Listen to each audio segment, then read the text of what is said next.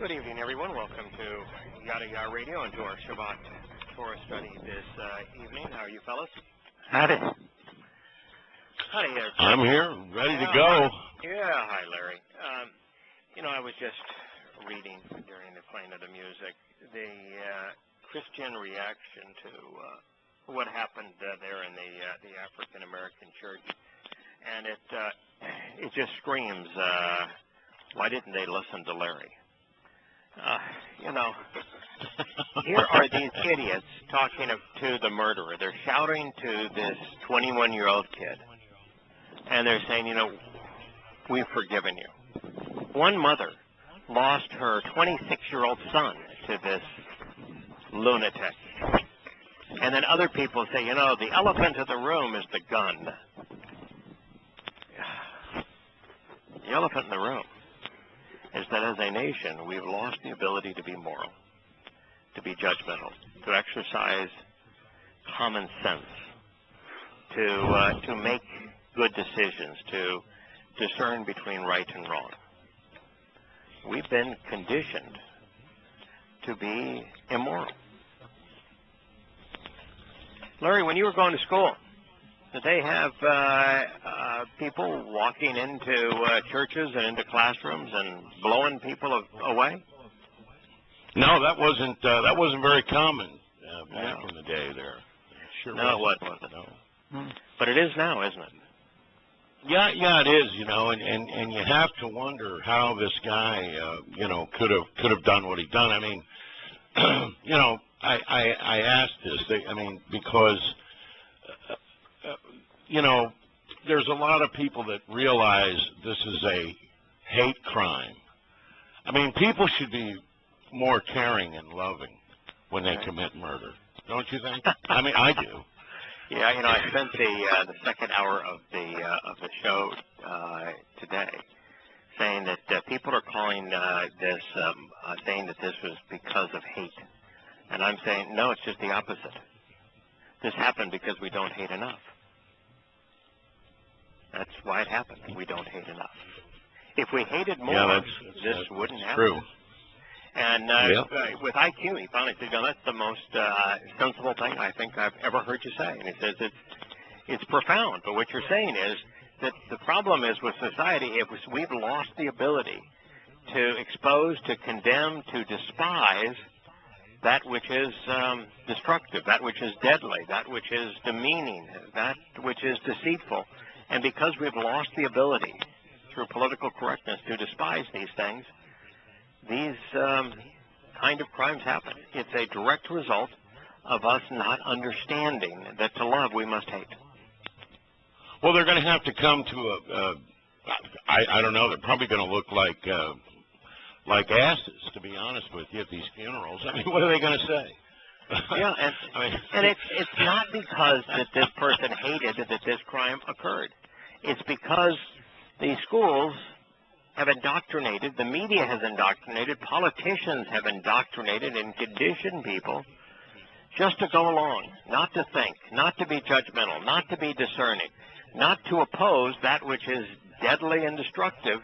And as a result, when somebody comes along with a stupid, idiotic notion that the enemy is a color of skin, they're no longer prepared to be able to say, no, that's dumb, that's idiotic, that's moronic. It's the same thing with Paul's letters. People have been so conditioned to go along that they're incapable now of even dealing with the evidence that proves that he was a false everything. Prophet, apostle, witness. It's why when somebody proclaims that we ought to be grateful for our military because they give us so much so that we can live free, and you say, no, it's not true. It's a farce. They're counterproductive, and you don't have 1 in 1,000 people that can process that information. The problem is that we don't hate the lie. We don't hate the murderers. We don't hate the doctrines that inspire these conditions sufficiently to eradicate. Well, the doctrines that advance all this are really based on the idea of sterile conversations, meaningless conversations. Never talk about anything that's important. Haven't you ever heard that never talk about politics or religion? Yeah, of course. Sure, Hey, the Larry, I two would ask things you a that question. rob you of freedom beyond belief, you should never even mention them. You should just go along like a little slave. Who is the most loving individual in the universe? Yahowah. Yeah. Which individual is the most prone throughout recorded history, in terms of the text that we can find credible? What individual seems to be the most hateful? That would be Doge. He even talked about hating all these people and wishing the worst for them and everything else, right? Is that what we're talking I'd about? say he was second.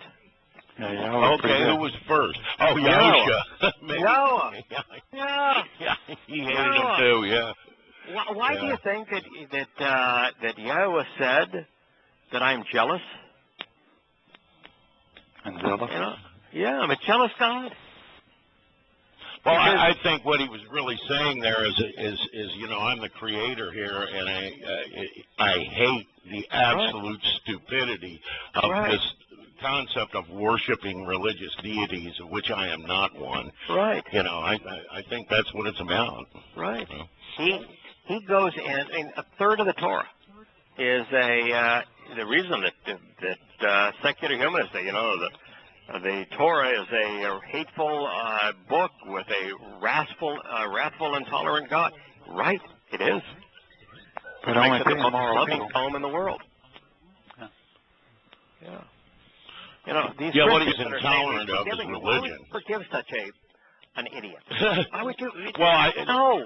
you are an idiot if you forgive him, and if you're the kind of person that somebody comes in and kills one of your kids, comes up and just blatantly shoots one of your kids, and you forgive him, what happens to you and your family you deserve. That's what I think, and I mean it. That's what I think. We live in a country that calls itself, quote, a Christian nation. Isn't that true? Yeah, it isn't. Isn't it okay? Yeah. They call it They call it that. It's certainly a preponderance of people believe in Christianity. I think that from those I've ran into all my life. They might not be heavily immersed in it, but they do believe in it. Yet at the same time, they couldn't believe Revelation.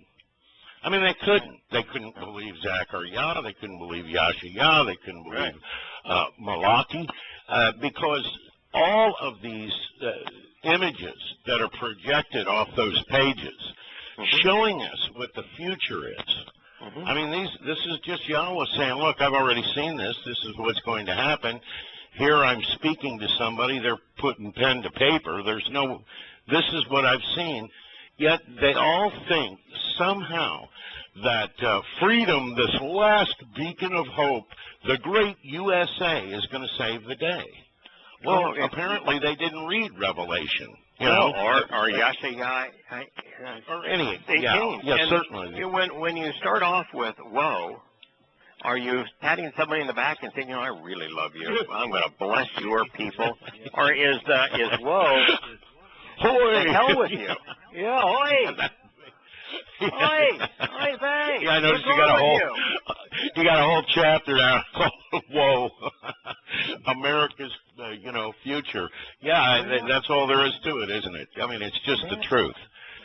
And why can they profess to be Christians and at the same time they want to run out and say, okay, we can overcome what's already been written? How stupid is that? This Samuel 8, 1 Samuel 8, presentation of Yahweh's response to government, to man's governmental political institutions, man's military institutions, man's economic institutions, and man's religious institutions, is breathtaking.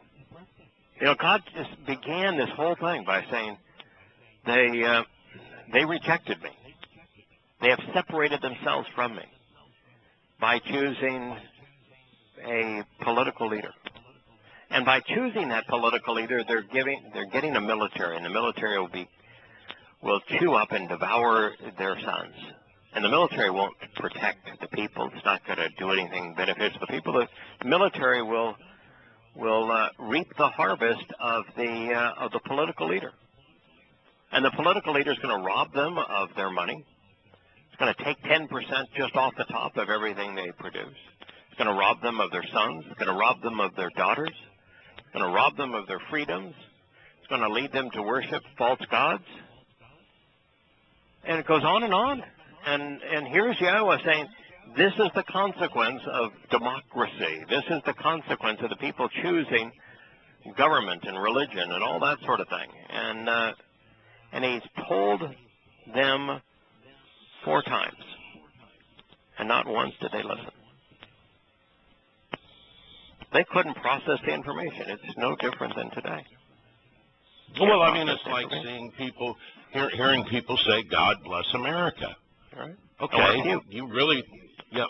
He says exactly the opposite. Right. You know, and he's real clear. You know, I mean, it starts right off in Bereshith, where he talks about if you want to demean us, if you want to demean the land, if you want to attack Israel in any way, if you want to act like an enemy to Israel, what's going to happen to your nation? It is not going to be pretty. And you know, I was talking to Lisa this week, and I had explained I understand why it's going to be far worse than anything the world's ever seen what's coming. And you know, one of the things that Hitler had to do was he had to try to hide from the world what he was doing.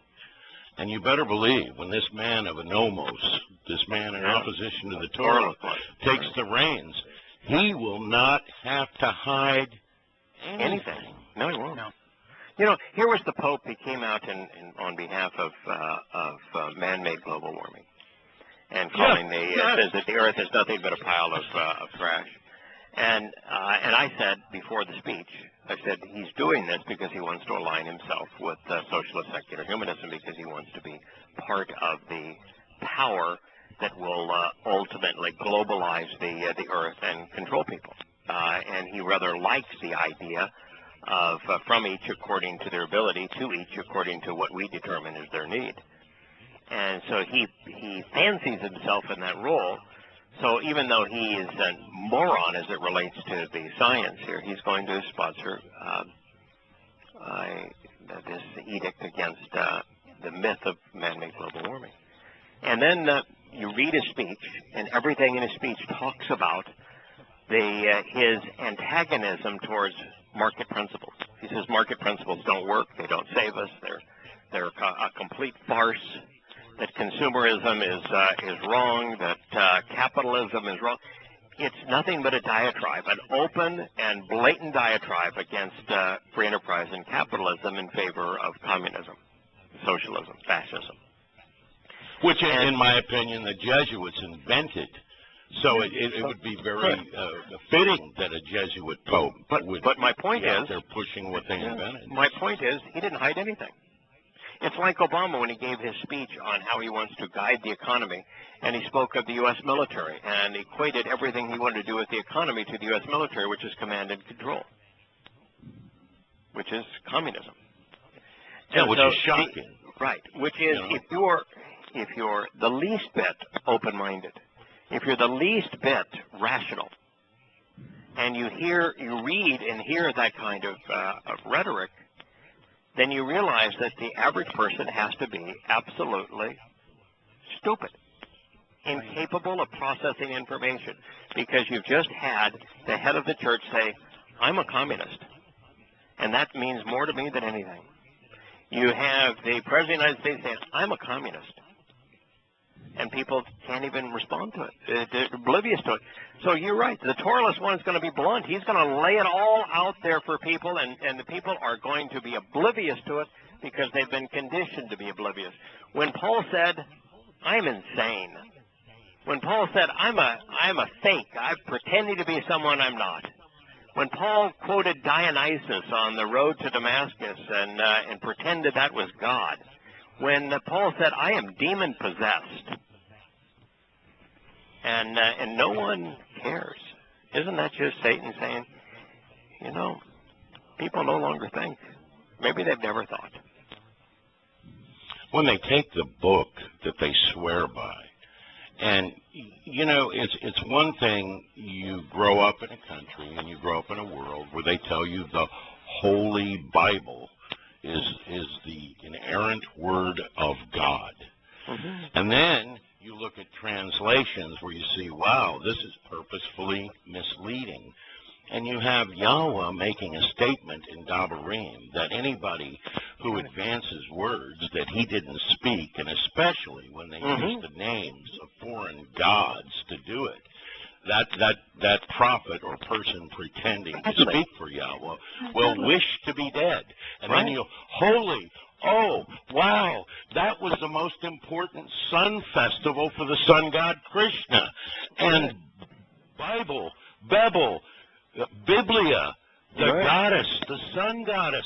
And you go, wow, have we been stupefied? You know, I mean, just, wow. Well, you know, when I realized that, you know, I threw them all in the garbage, all of them I had. I mean, 10 years ago, they went in the garbage. Yeah.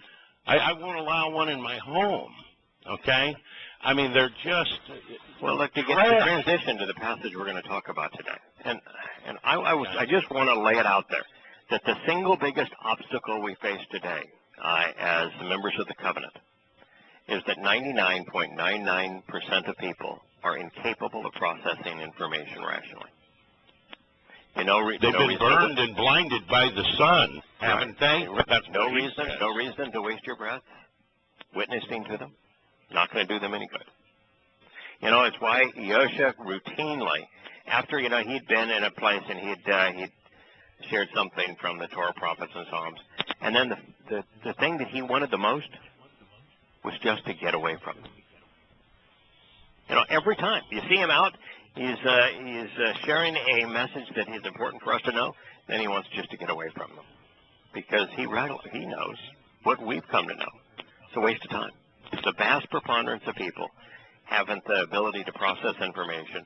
The truth is absolutely squandered on them, even if the truth is the testimony of the creator of the universe himself. Let me give you a perfect example.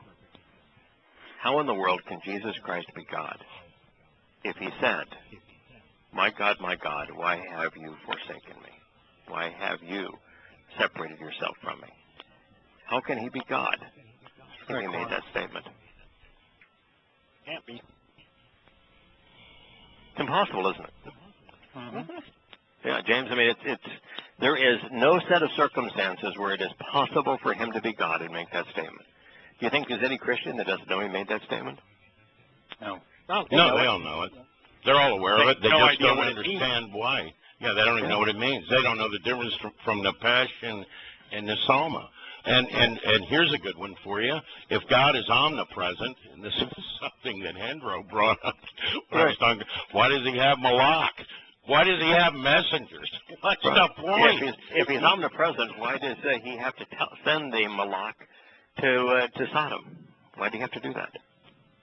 Why did he tell Abraham, if I'm told, if I hear that there's 10 people there, I'll spare the place? I mean, he would have already known, right? Yeah, sure.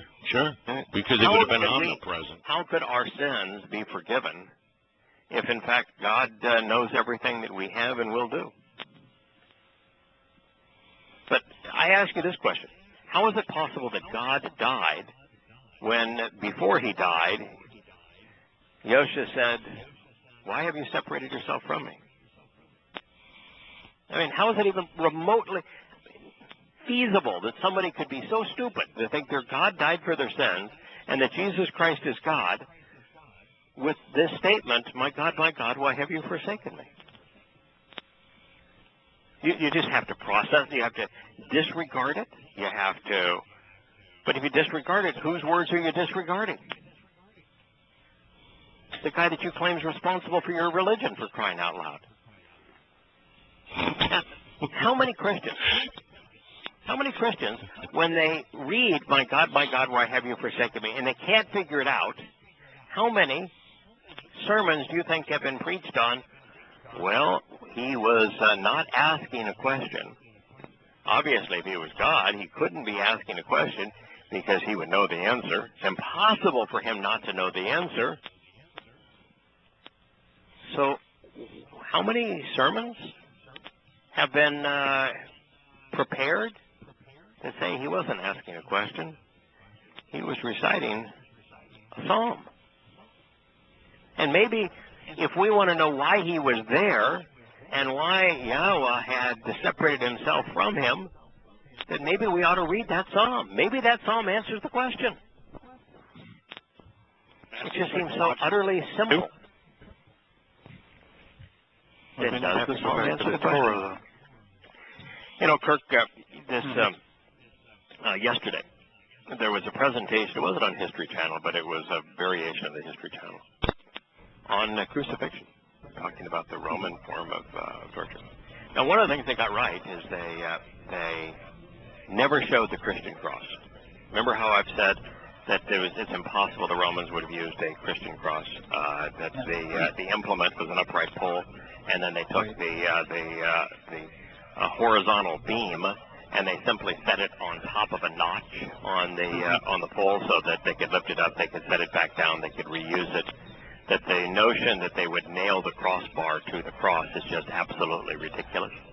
They figured that part out. I mean, all the historic evidence, there was never a cross like the Christian cross. Never, ever. And then they go into the detail of crucifixion. And as they're showing all of this, all the time they've got their pretend Jesus on this cross.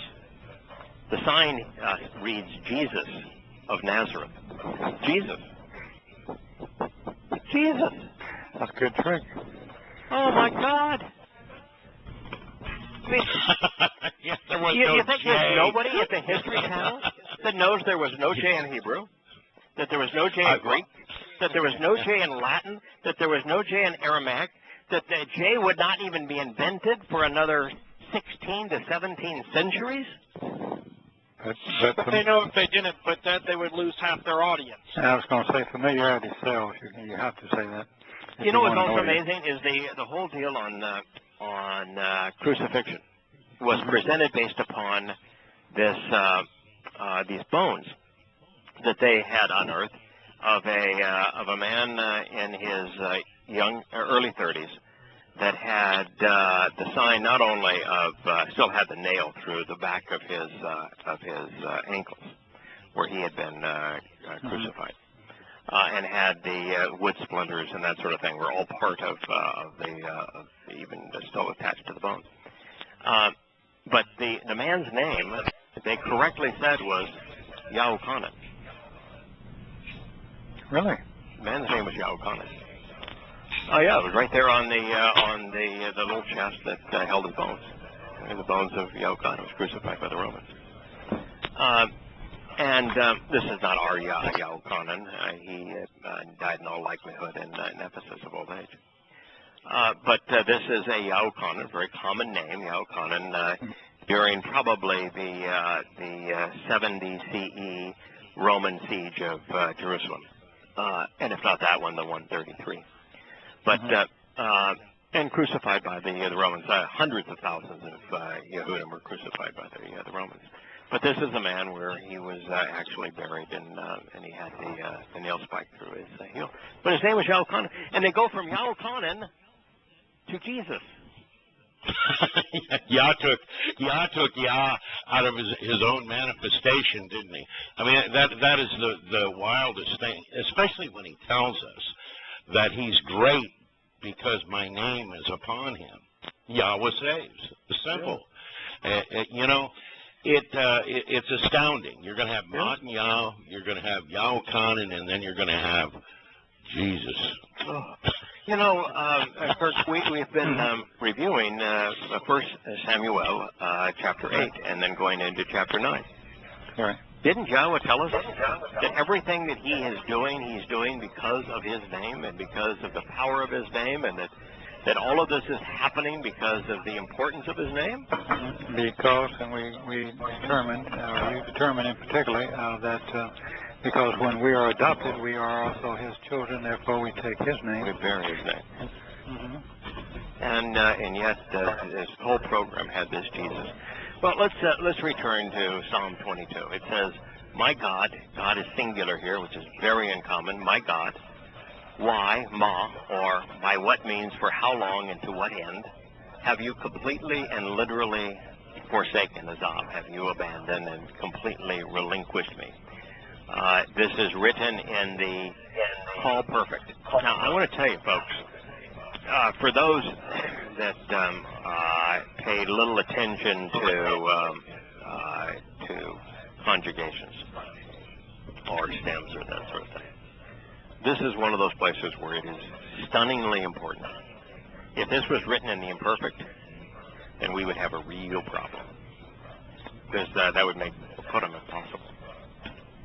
That means that the separation was once and for all total and complete, and that it was an ongoing state of affairs. It was written in the imperfect, ongoing, continual state of affairs, always forsaken. So the fact that it's written in the perfect, he was forsaken. Full stop. That doesn't mean he was going to continually be forsaken. And the call means don't try to interpret this in any literal way other than totally literal. It's literal.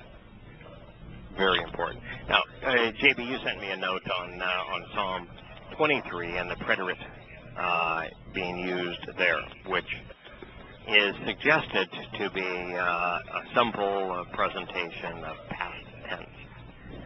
The problem with that, JB, is that most everybody that writes on Hebrew concurs that there really is no sense of time, past, present, and future in Hebrew. So what happens is when scholars try to remove the relational nature of the terms or the volitional nature of the terms, and they are confronted with a variation of the text that doesn't work, or it only works from a relational perspective, they want to create some other explanation for it. And most of the time when they do that, like they'll use the law consecutive imperfect to suggest that is past tense. Well, the problem is the imperfect speaks of ongoing, so it can never be past tense, and it's almost always used as the voice of prophecy speaking of future events. And so here you have the explanation by the scholars that's wholly opposed to the actual text. My sense is that the preterite is the same thing. I've never really come across it too often, so I haven't done any research into it, so I thought it was interesting. I saw it in the text as well, and I chose, I said, I understand what they are saying here in terms of the scholarly interpretation, but their interpretation is inconsistent with the totality of Hebrew.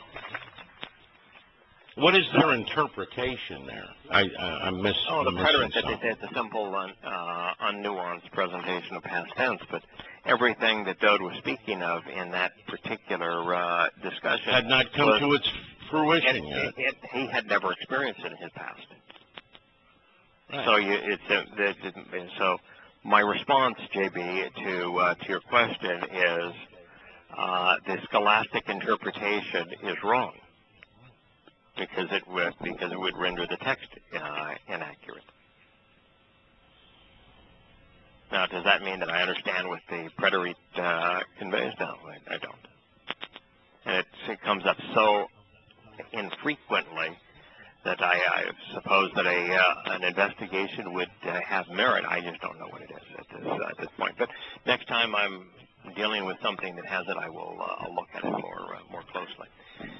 So here is Yahowah saying ma, which is how, for what ends, why, have you, Azab, forsaken me?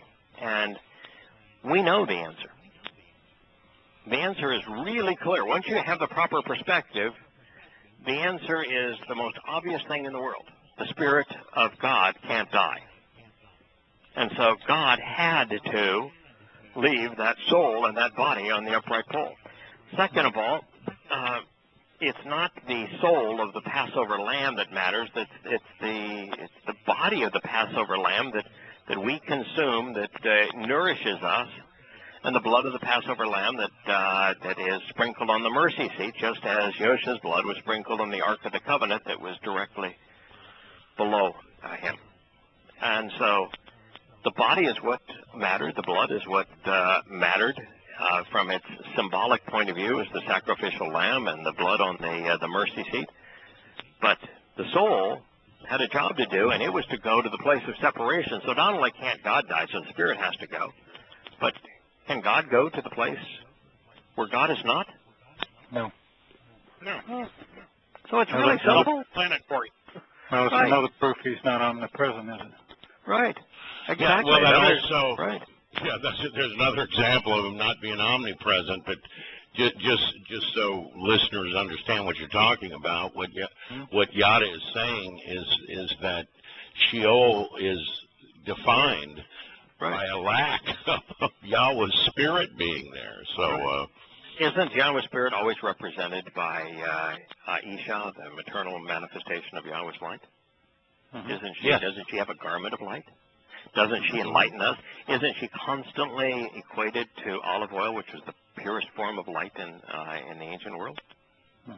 Isn't Sheol called the pit, the darkness place, the place where there is no light? Can Yahweh or his Spirit go to a place where there is no light when Yahweh equates himself to light? Well, there would be light the minute he shows up. Yes. So it's not really hard to figure out. God can't go to the lightless place, because if he went there, it wouldn't be lightless anymore. And it's really important to understand why Sheol was created. Sheol was created because spirits cannot die. And because spirits that are religious, spirits that mislead, spirits that take people away from Yahweh, they have to have a consequence for their act. And so Sheol was created as a lightless place for those who lead souls away from the light. It has to be. And so that's the penalty for our rebellion against God. And so, like light, here's a place to go.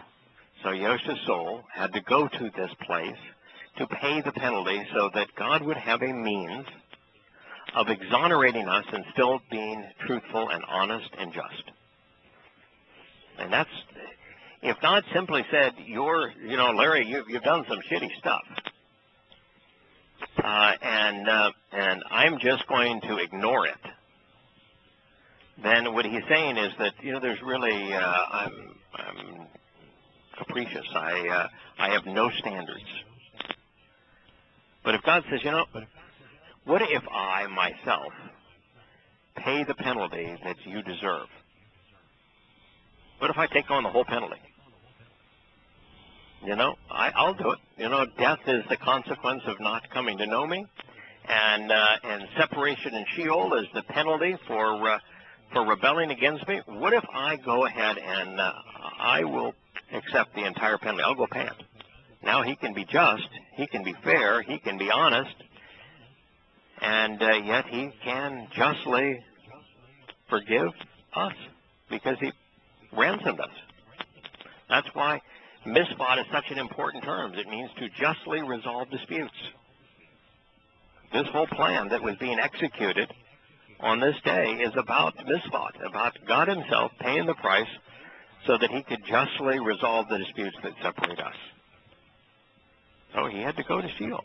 So let's look at what he had to say, because it's painful, but it's the eyewitness account of what occurred.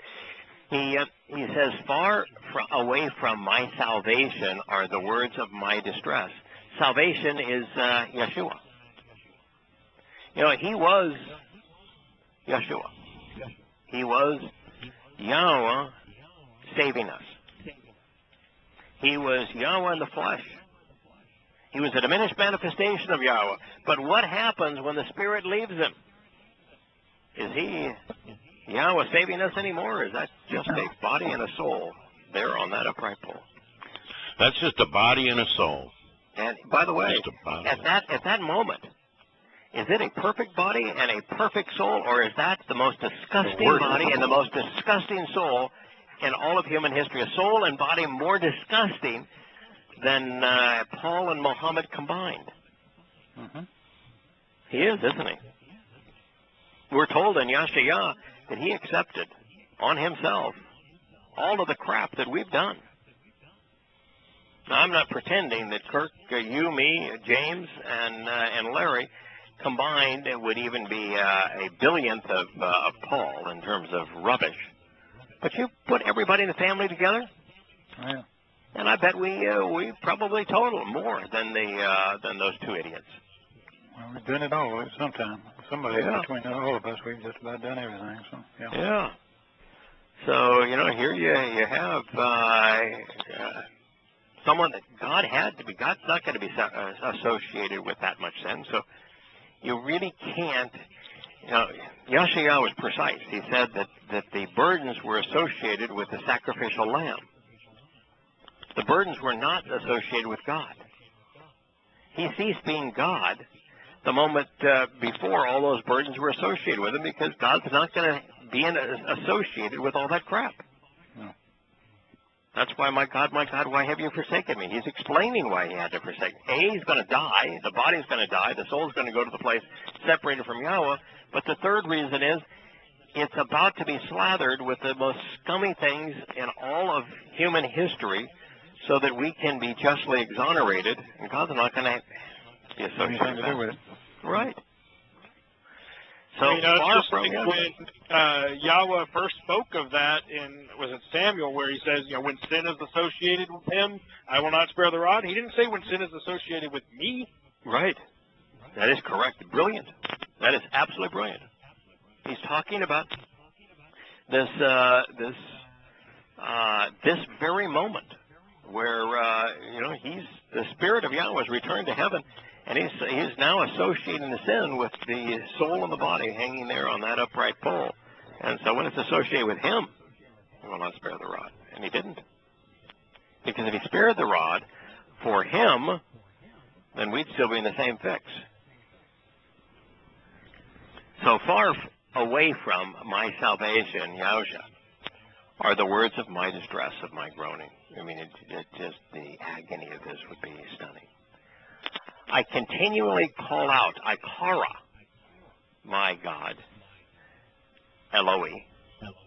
By the way, it's now plural, throughout the day, but you do not answer. Anna, lo, Anna.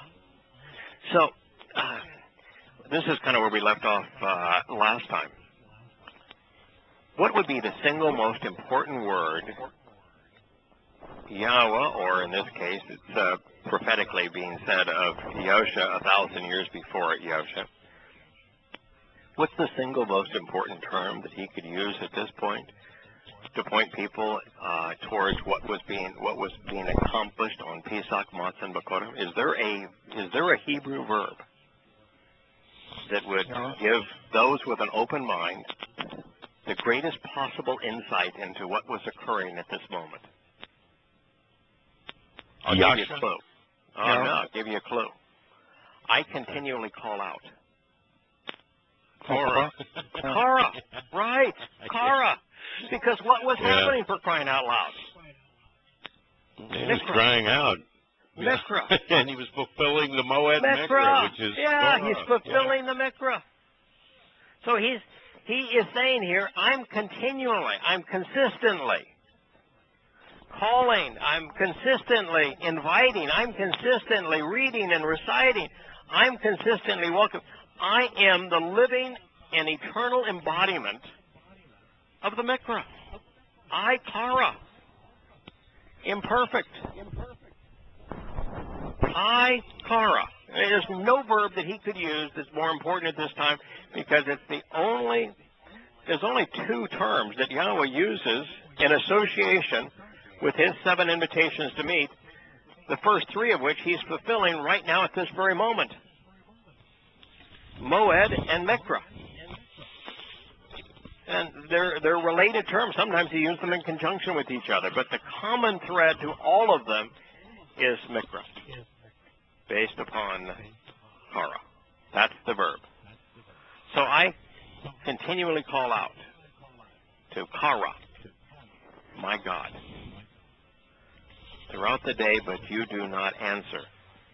What do you think the verb is for answer? Do we ever see a verb in the Moed Mikre? There are 4 Moed Mikre where we're invited to come into the presence of the maternal manifestation of Yahweh's light, where the first thing, before we are asked to approach and come near the manifestation of Yahweh's light, there's a verb relative to our souls that is rendered afflict, which is not its meaning. Kapurim. Kapurim, Well, you mean? well, Kapurim is one of the 4. There's 4 of the Moed Mikre, where with regard to these invitations to meet with God, before we're asked to come into the presence of the maternal, feminine aspect of His light, we're asked to ana. Yes. Okay. Yeah. If I'm giving you a invitation, kara, which is the first verb he used here. You have If to I'm answer. offering an You have to invitation, respond. what's the single most important thing you can do if you respect that invitation? Respond. You respond. Right. You respond. You answer. Yeah. So what is the second most important word, if kara is the single most important word that he can use to say, that's what I'm doing here, what's the second most important word that he can use? Honor. Ana. I'm answering. I'm responding. I mean, that's what he's doing. He's observing the Torah. He's answering and responding to Yahweh's invitation, his kara, to meet on this time. He's answering. That's what we all ought to do. We ought to follow his example. We ought to answer. So I continually invite. I continually meet. I continually answer. So, kara and answer. Now, in this particular case, he's giving us the verbs to tell us what's happening here, but he presents it in sort of an interesting way, because it's Yahweh who invites, and it's us who answers his invitation, right? Well, in this particular case, you've got Yosha as the one who is the living embodiment here of the Mikra, and he's inviting, he's calling out, but guess what? Yahweh's not answering. Now, why isn't Yahweh answering? You can't. Can't spare the rod. Can't deliver him. If he delivers him, then the entire plan, it's gone. It's over. He can't answer. And it's not God's responsibility to answer the invitation. It's God's responsibility to offer the invitation. It's our responsibility to answer the invitation. So here it has God not answering. God doesn't answer the invitation. He gives the invitation. He doesn't answer it. We're the ones that are supposed to answer it. We're the ones that are supposed to respond. God doesn't respond. It's us. And he says, so you do not answer, and this is throughout the day, because guess what? During the day, he is the sacrificial lamb. He's the Passover lamb. That's what he has to be. It's on Passover. And by the way, they even got it right on the show that he did all this on Passover. Not that Christians can figure that out. Well, if he was doing it on Passover, maybe I should observe Passover. Hell no, let's observe Easter. Let's be just stupid. blow this thing off. It was so important. This is what he did, and it won't be important to me. Exactly.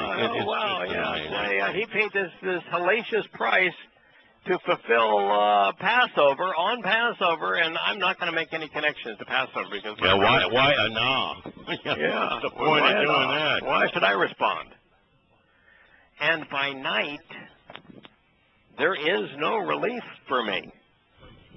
Well, what happened when the sun set on Pesach on that Friday in 33 CE, and the sun set on Friday, and he enters the night? What happened at that point? Sheol. Oh, you're talking about on Saturday? Yeah, on Sheol. You know, there is relief from the agony of physical torment. You know what the relief is from the agony of physical torment? Well, you die. You die. You have no more So feelings during in the your body. day, he could not say there is no relief because there was relief that day. At the end of the day, his body succumbed. There's no more pain.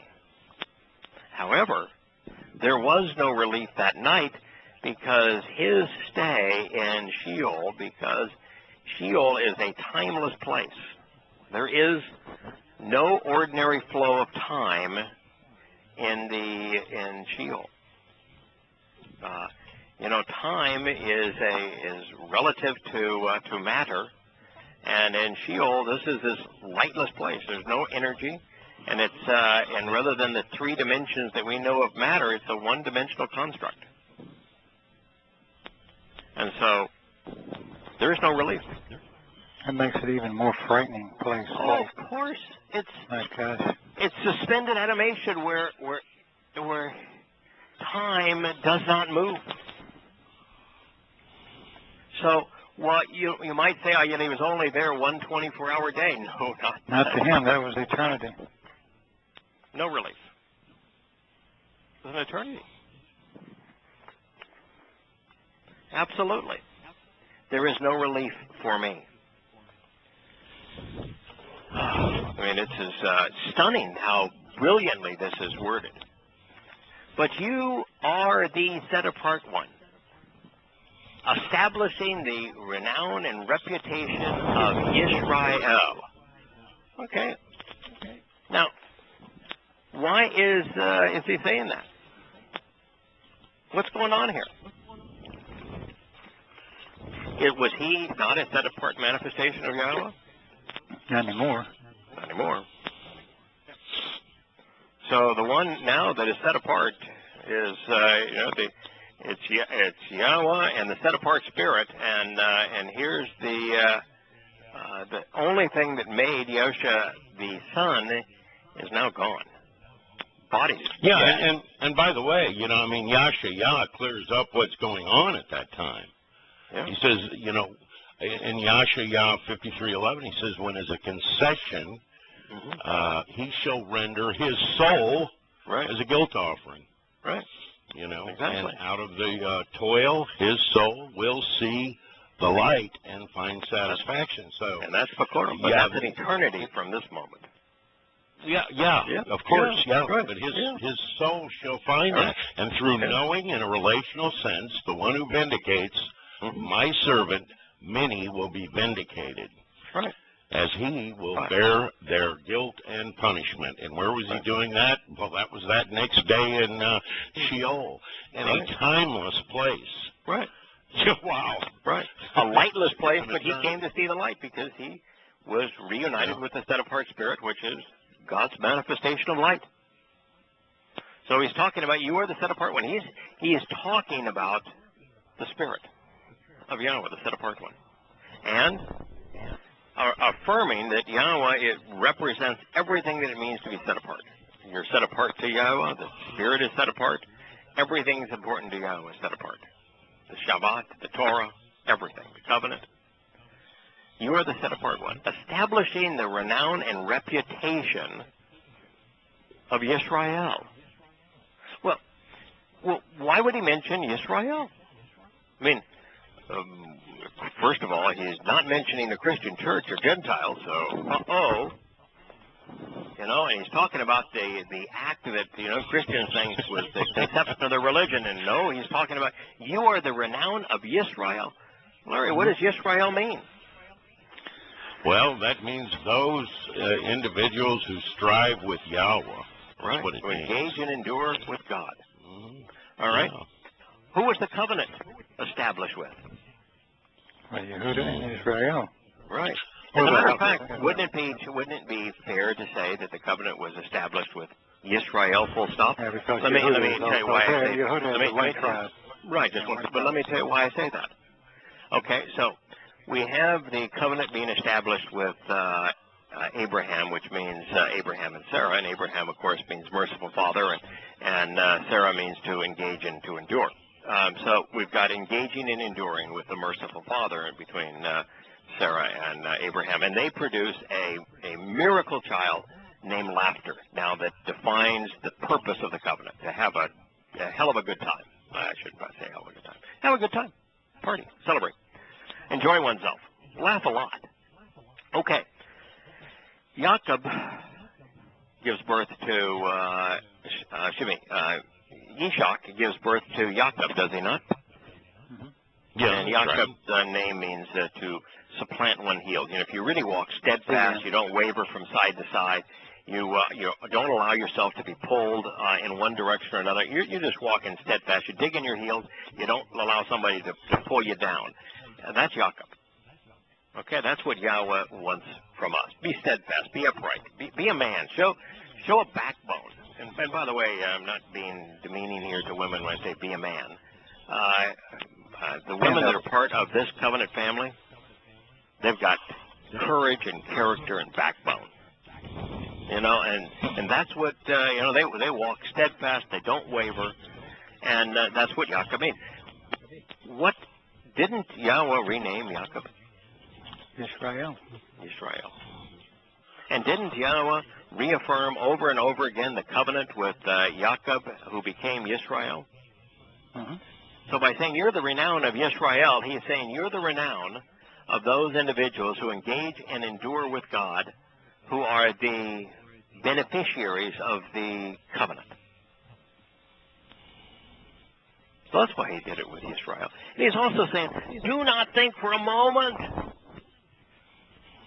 that I'm enduring this pain and this separation for some stupid Gentile church out there. This is all about Israel. It's about my family. It's about the covenant. That's why I'm doing it. Understand who I'm doing it for. I'm not doing it for everyone. You know, I'm doing it for the family. Not for everyone. That's why you are the renown and points that out in Israel.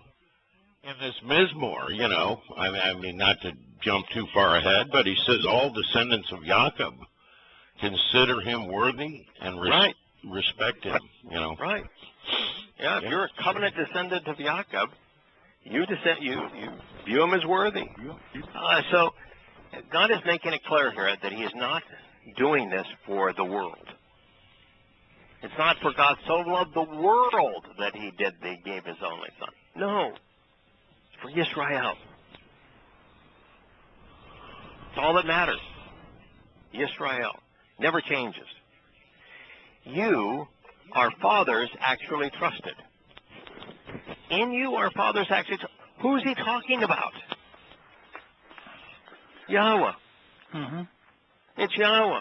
And so, how can you be a Christian when your guy is citing this passage and it's talking about who God really is? That it's the God that originally conveyed the Torah to the children of Israel. That's the one he's talking to. And you've besmirched him and separated yourself from him and created a man God in his place. You, our fathers, actually trusted. They totally trusted, and you consistently rescued them. Wow. You hear anything about faith here? Not a word. How about belief systems? Not a word. How about Pauline Christianity is by faith that you're saved, through grace, and not of yourselves. You find any of that here? No. The religious mumbo jumbo is gone when you get into reality, and I want to. Right. Yeah, I just want to point one thing out here. There's a lot of people put off by translations where the mitzvah becomes commandment.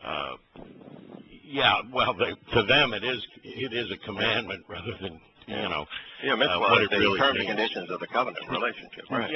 Yeah, but they're put off by this. They have to have a command, which of course throws the whole thing out.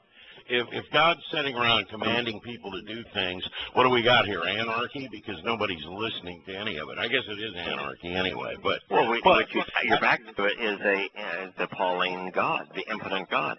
If God's got commands and no one is listening to or obeying His commands, then what does that make God? If you had a general out there, and the general was standing on the hill, and he was ordering his troops to, I want you to fight there, I want you to do this, I want you to that, and no one is listening to him, wouldn't that general be a complete and utter disgrace? Someone that has no control, no ability, no respect? If God's issuing commands and no one's listening, what does it say of God? He's a bad leader. Yeah. He's pretty impotent. That's right. The point here. So if it is a commandment, God's impotent. Yeah, it's not only that. I mean, when we sit down and we start looking at what these words mean at their very root, the actual meaning of the words, rather than what's typically found in religious material, which makes no sense at all. But by the time you get to the end, by the time you get anywhere in the thread, if you have the right translations, it all makes sense. It does not make sense if you stay with the common religious translations, like obey, command. These aren't even religious words. I mean, think it through just a minute. It's so obvious now. I mean, apparently it wasn't before. If someone gives a command, if he's giving commands, then he's the Lord. Right. Everybody knows that if you have a Lord, then you don't have free will. Right. If you don't have free will. Right. And if you have a Lord that's giving commands that no one is heeding, that Lord is incompetent. He is impotent. And that's how they want to render God. Yeah. So the whole thing is, I mean, these are pretty simple English words. Yeah. Renown and reputation, credibility, say, you are the set of part one, establishing the renown and reputation. Well, renown means to know, doesn't it? Mm-hmm. Credibility is a derivative of knowing, of being consistent, of being truthful. And then to transition to that, in you our fathers trusted. What we have here is Yahweh providing information and Yahweh engaging with the Israelites to the point that we can come to know Him and trust Him. Mm-hmm. They totally trusted, and you consistently rescued them. Well, if trust is the precursor to being rescued, if you want to be saved, what comes before it? You have to know. Right. You can't trust something you don't know. So, right here, Yosha is saying, all right, here I am, I'm going to do this. This is not going to be fun. This is going to be miserable. I'm going to do it. But if you want to be saved by what I am doing here, if you want to be rescued by what I'm doing here, you need to come to understand how Yahweh made Himself known to Yisrael. What Yahweh did that conveyed His credibility through His interactions and His words with Yisrael. You need to know how and why Abraham and Yitzhak and Jacob trusted. You need to know why Moshe and Dode came to know and trust, because it was through their trust and reliance that they were saved. Isn't he explaining now? You need to think this through, folks. What I'm doing here isn't going to do you any good unless you think it through, unless you can make these connections. And then I'm sorry, go ahead. I want to give you an example of something I think, it doesn't take a genius to figure out, but it does take a little thought. One of your favorite passages that is Mizmor 19:7. Mm-hmm. Yahweh's Torah is complete and entirely perfect, returning and restoring the soul. Yahweh's testimony is what? Trustworthy and reliable. Amen. Right? Right. Now, somebody asked me today. And it's, by the way, he says it's easy to understand for those who are open-minded. Open-minded. Yes. So he finishes. Yeah. Yeah. But what I was taking out of there was Almain, A-M-A-A-N, because somebody said, well, there's an ancient. Somebody had been debating one of our people and said that one of our covenant people, and they had told him, well, there's a word, amen, in Hebrew. No, there isn't. There's one Almain, and it isn't ever capitalized. It's not capitalized. No. and here is how it is used in a sentence. And I showed him that it's never at the end of some religious veneration. No, it's never presented as a name, ever once. Right, but when we capitalize it, isn't that how it's always presented? It's always presented in a capital, meaning it's a name. Right. And so, and there's a reason that the Greek, the Egyptian pagan priests wanted to give their god that name, because that name conveys trust and reliance. And so, wouldn't you want to give a false god a name that conveys trust? Who would doubt a god named trustworthy? Right? Right. Yeah. Yeah. Who would call false a god named true? Right? Exactly. I mean, yeah. So there's a reason they chose those names, but that's thoughtful. I didn't never even think once about used how they got it at that end. But yeah, that's why they chose it. And there is never. Do you think that there's a reason that false gods all die and are resurrected on the Sunday closest to the vernal equinox? Yes, absolutely, because that was the counterfeit. And of course, they're the zombie gods because their body rises.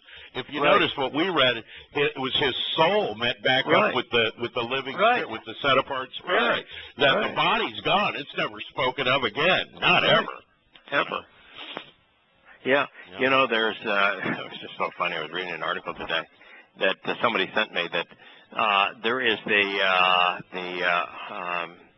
holy foreskin.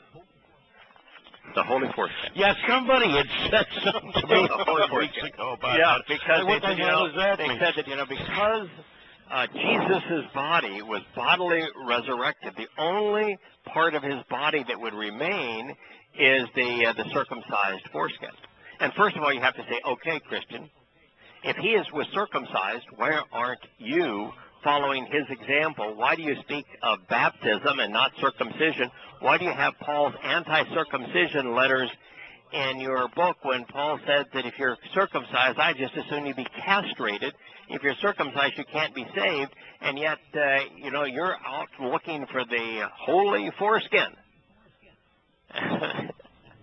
And you just go, how could you be so stupid? What is this all about? How would the foreskin be, on the 8th day? Because it's a relic. It's a relic. I'm pretty sure on the 8th day he was no doubt circumcised. 8 symbolizing eternity. And I'm sure that is very true. Right. What, did he carry this around with him? I'm sure that his mommy put it in a locket, and his mommy gave it to Yahuwah, and Yahuwah, created some religious shrine for the holy foreskin. I hear some laughter from downstairs. It's astounding. And I'm sure they charged a ton of money for people to come visit it. I'm sure John did. Right, yeah. I was always kind of blown away that they were running around looking for a holy goblet, the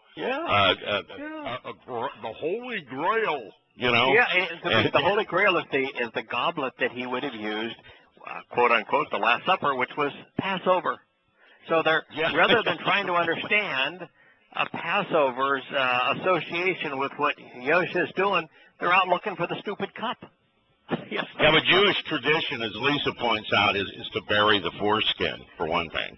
I don't personally care what they do with it, but we're not really given any instructions on that. No, we're not. It's hard to imagine it's hard to imagine that anyone would actually believe that there was a holy foreskin. Well, just how stupid can people be? Anyway, okay, so you've got... Who came up with this? You, our fathers, actually trusted. So Yosha says this to the soul of Yosha at this point, says, you, our fathers, actually trusted. They totally trusted Batak, genuinely and completely relied in the call perfect.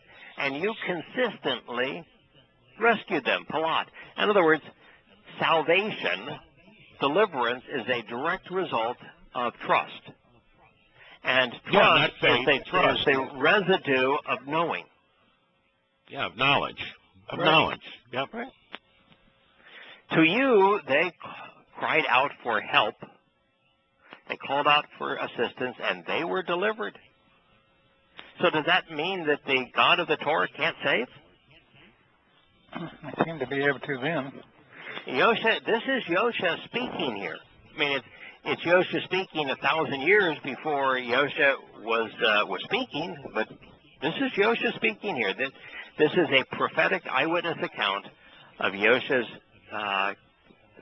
discussion as he is fulfilling Pesach and about to fulfill Matzah. In you, they totally and genuinely trusted and relied, and they were not disappointed nor disapproved. He said it now 3 times. Do you think there's a reason that he might have repeated himself 3 times? Folks, if you want to be saved, if salvation is meaningful to you, now it's not meaningful to me. I don't think it's meaningful to anybody here. But if you're just going to focus on Pesach, Matzah, and Bikurim, salvation is an aspect of Pesach and Matzah. And so this is an eyewitness account of Pesach and Matzah, and therefore salvation is germane to this particular event. And therefore he is speaking of salvation. Now, you might, if you're a listener to this program and you don't listen to regularly, you say, why are you besmirching or speaking negatively about salvation? We're not speaking negatively about salvation. What we're doing is saying that salvation is, on a 1 to 10 scale of important things to us, is a -5. So many things that are more important than being saved. It happens to be a byproduct of a relationship, is what it really is. It's just a byproduct. And it's just a minimal beginning. Minimal beginning. It's a minimal beginning. Right. It's that things that are more important are knowing who Yahweh is. He's worth knowing. Coming to like him, based on what you know, he's very likable. Coming to be adopted into his family, inheriting what he has to offer, going on great journeys of discovery, coming to understand, learning, exploring, the fellowship of family. All of this is so vastly important to salvation, more important than salvation. Salvation is simply a byproduct of the whole thing. You're saved ones, and you say, okay, that was great. Now, let's get down to the business of relationship and of living and of learning and of understanding and of growing and of celebration and of having fun. And so I understand why he's focused here on salvation. But overall, salvation is just a tiny, tiny slice of the pie. And yet, if that is of interest to you, you want to be saved and you're not saved, understanding that salvation here, and this is Yosha speaking 1,000 years before he actually fulfilled these events. He's telling you that salvation is a direct byproduct of trust. And trust is impossible without knowing. And so you need to make the connection between the God who became renowned through Yisrael, not through a Christian church, the God who became renowned through Yisrael, that would be the Torah, prophets, and Psalms. Come to know him, come to understand what he's offering so that you can trust and rely on him, because salvation is a byproduct of trust. That's bottom line here. And if you trust, you'll never be disappointed or disapproved. That's the reason why we don't focus on salvation, because Our Father is not going to disappoint us. He's not going to disapprove of us. And we're going to do the fun stuff. That's what he did it all for. He's obviously going to save you. That's not. He's going to make you live. But the whole thing is so we can party together. We can do things together. So that's what Yahweh. Can you imagine partying in an atmosphere where you had total freedom? Oh, really? Yeah. I mean, it's an astounding idea. Yeah. I mean, can you imagine partying in an environment, Larry, where you were 7-dimensional? Well, I can't. You know what? I'm all up for it, but no, I bet it's probably too hard for me to imagine. Can you imagine partying in an environment where nobody is inferior, nobody is shy, nobody is trying to impress you? You know, I mean, go these to a are party, all everybody's trying to impress ideas. somebody else. Somebody's got shyness. You know, there's awkward moments. Can you imagine partying where there are no awkward moments? There's no one who is shy. There's no one trying to impress anybody. You're wholly and totally accepted for who you are. And cool people to talk to. Cool people to talk to. It's that. It's any number of things. Just first of all, I don't think any of us live in freedom. Not true freedom. Not in our world. No, we don't. No. I mean, I feel like a guy in a cage most of the time. Even when I'm conducting business, I mean, you know, I'm serious. Everything is just so legalistic and nonsensical, you know. Well, my biggest frustration is the frustration of dealing with idiots. We have so dumbed people down that people are so incompetent, so irresponsible, that most of the people you encounter can't think.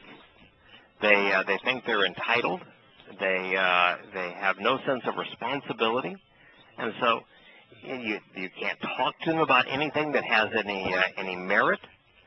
And so, you know, it's just frustrating. Back in the day that I went to parties, I was the oddball because I wanted to find a quiet spot and a smart person that was interesting to talk to. And that's what we're going to find in eternity. Right. Go find somebody that get to know somebody that's had some interesting experiences and interesting perspectives, as opposed to go try to impress somebody with how funny you are. This is going to be a wonderful thing. Now, for us to be in this position, Yahowah had to endure some pretty nasty stuff. So one of the things that they showed on this show on crucifixion was that no one was crucified until they were beaten to a pulp, and literally beaten so that the skin was removed from their back, their chest, their upper legs. They were beaten to a bloody pulp. I am but a crimson grub. I am bloodied and a scarlet pulp. And I no longer exist. I'm no longer present as an individual. I don't look human anymore. Lo-ish. I no longer even look like a human. Rebuked and reproached by man and disrespected and despised by the family. Yeah, that was it. Where do you find people to do that? To do everywhere. That would do that to everywhere. a fellow human being regardless. Where do you find it's common. Yeah, it's common. I know, but I know it's kind of a rhetorical thing. Oh my God. Yeah, can you imagine? You're You're thinking about being the Romans and crucifying, first beating to a pulp with your whips, and then crucifying hundreds of thousands of people, innocent people, and you're able to do that. You're so conditioned to do that which is grotesque and immoral and inappropriate that you just do it. And that's how savage and how disgusting humanity is when humanity is governed by kings, by Caesars, by religious institutions. We become repulsive. We're conditioned to be repulsive. And now this is the same government that Paul wants us to all bow down to, right? This is that same government that turned him into a bloodied pulp so that he no longer even looked human. It's the same government that rebuked and reproached him. That's the same government that disrespected and despised him. Yeah, that's the one.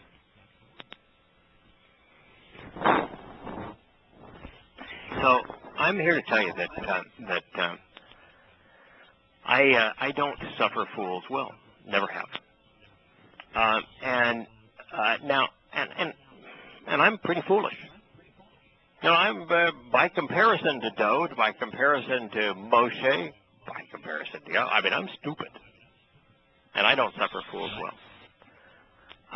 I have, Larry, occasionally you'll mention, you've built some businesses and, I have a lot of employees and various things like that. So, I've experienced what it is to kind of be on top of the heap. And but imagine for a moment being the creator of the universe, the author of life,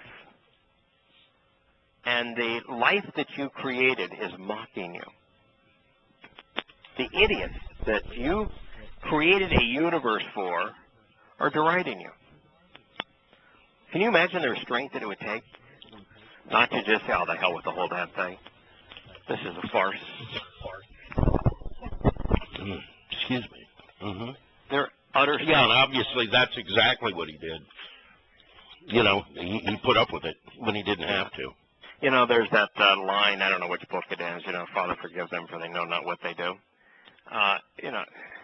Do I think that he would have said, they're clueless? Yeah, they were clueless. Forgive them? No. They're not going to forgive them. You don't get forgiven for mocking God, for deriding God, for applying murderous blows to God, for torturing God. You don't get forgiven for that.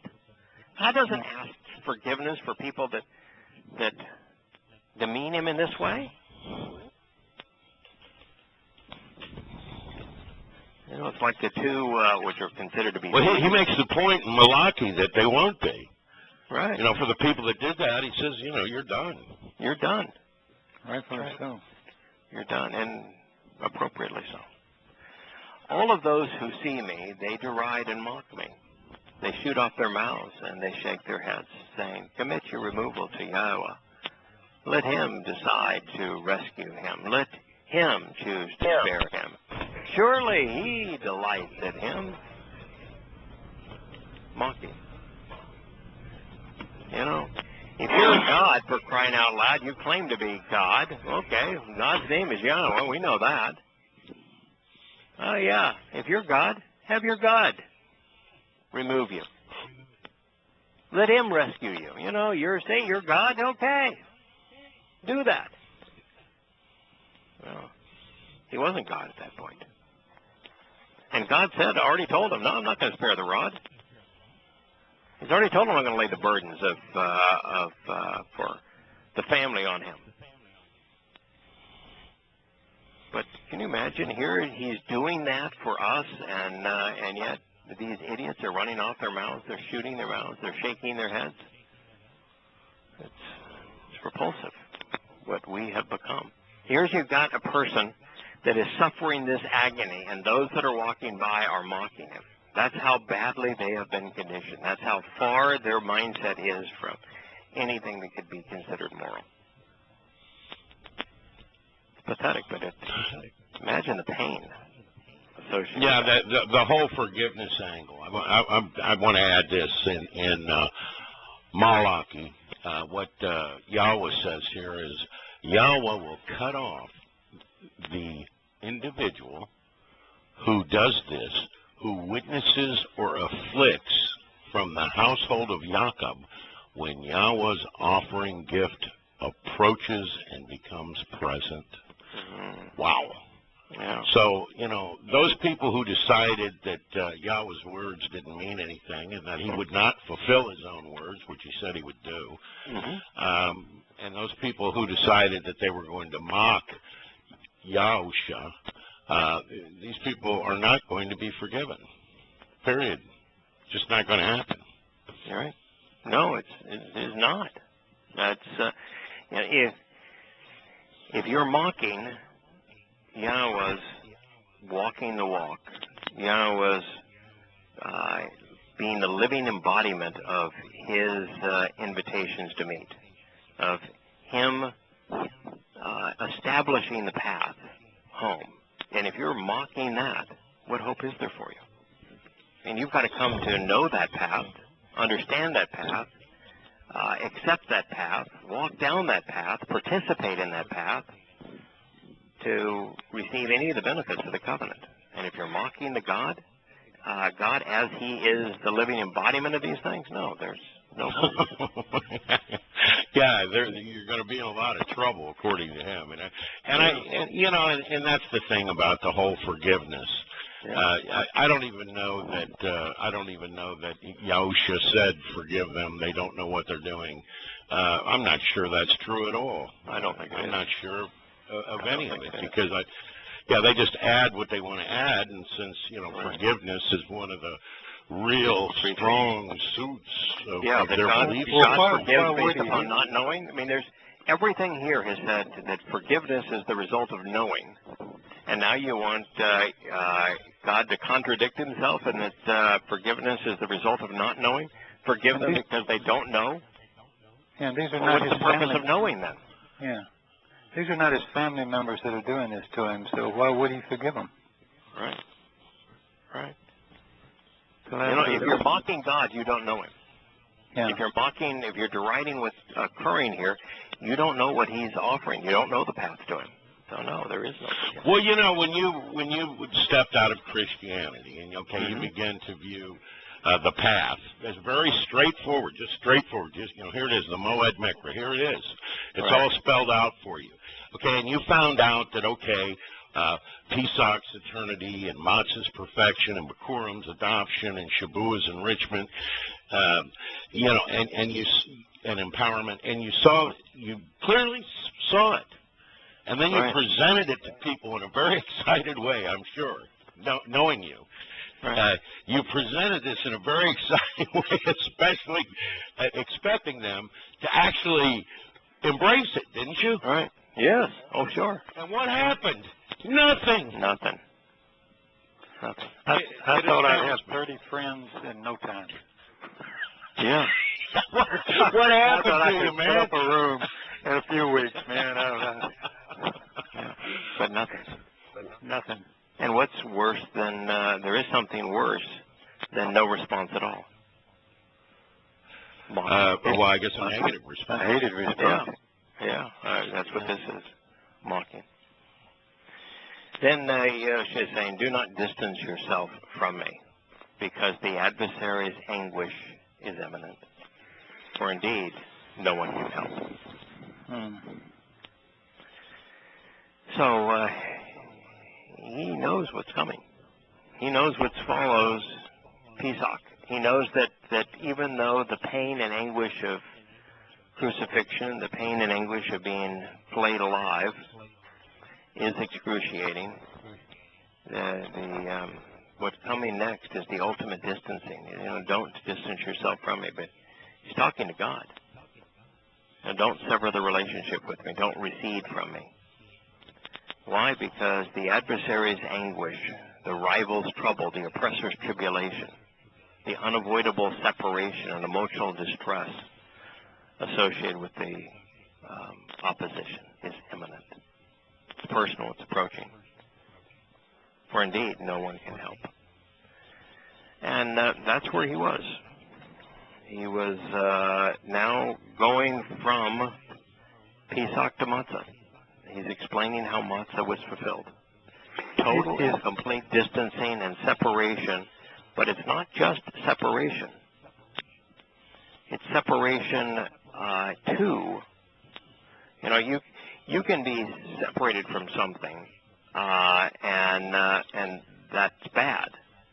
But if the separation puts you in the adversary's worst camp, place possible, right? The worst place possible to be. Yeah. Then that's a different set. That's torture. It's Right. torture. You know, let's just say like you were in Jerusalem where the Romans were laying siege to it, and if you were inside while they're laying siege, that's not fun. And if you're outside, separated from, but you're not in the clutches of the Romans, that's bad. But because you're outside of the protection that you would have inside the city, so that's worse. But what if you were in the clutches of the Romans? They're going to crucify you. That's far worse. And that's what he's saying here, is that this separation, this distancing, is putting me in the adversary's lair where I'm going to be anguished. Well, and there's something you said though, when he, we have a nephesh that is no longer with the Kodesh Ruach. Right. You're correct. True. Right? And we're in Sheol, and now Sheol there's no time. I mean, a minute could seem like days, months even. I don't know. Right. Yeah. You know, but it's a pretty horrible place to be. Yeah. And what's the 24 hours could... Yeah. You know what the first word that Yosha used to describe what was happening in Sheol?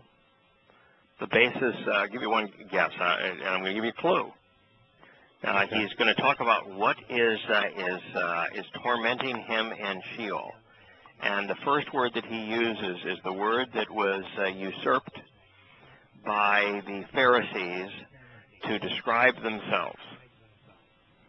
Taboo? I mean, Rob. As in rabbi. Yeah, exalted. Yeah. Right.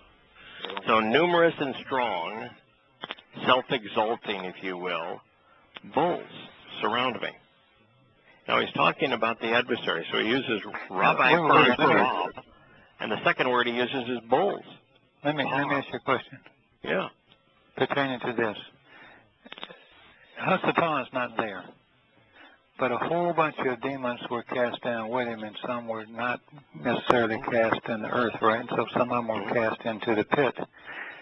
So he's being tormented by those that were cast early. That's why they were thrown in there, probably. Yeah, we are not told how how Sheol operates prior to the end of the millennial Shabbat.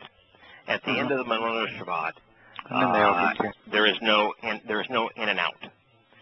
Prior to the end of Shabbat, the millennial Shabbat, there are ways in and out of Sheol, because Satan is cast down, and yet he roams.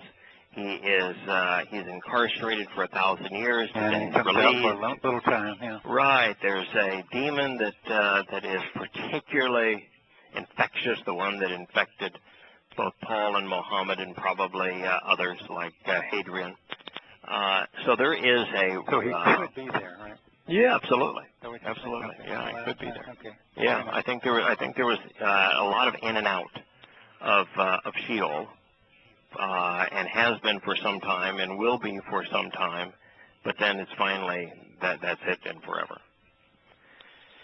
So numerous and strong, Rob Par, bulls. Bull is the primary metaphor for religion. And it's the metaphor. Sheol was from Tarsus, right? Yes. Yeah. Bull, right? That conjures up bulls to me. Yeah, it does. Yeah. Good point. Yeah, it is. It's a great point. Yeah, it's bulls. Named after the god and the constellation of the bull, which is where the sun is on the vernal equinox. So that's right. Yeah, it's all about the bulls. The primary pharaoh cult in Egypt was the Apis cult, which was the bull cult. It's bulls that represented gods because of their size and power and masculinity and virility and all that kind of stuff. It was the bull that always represented the false gods. And so these are rabbis representing false gods that he is equating to these demons.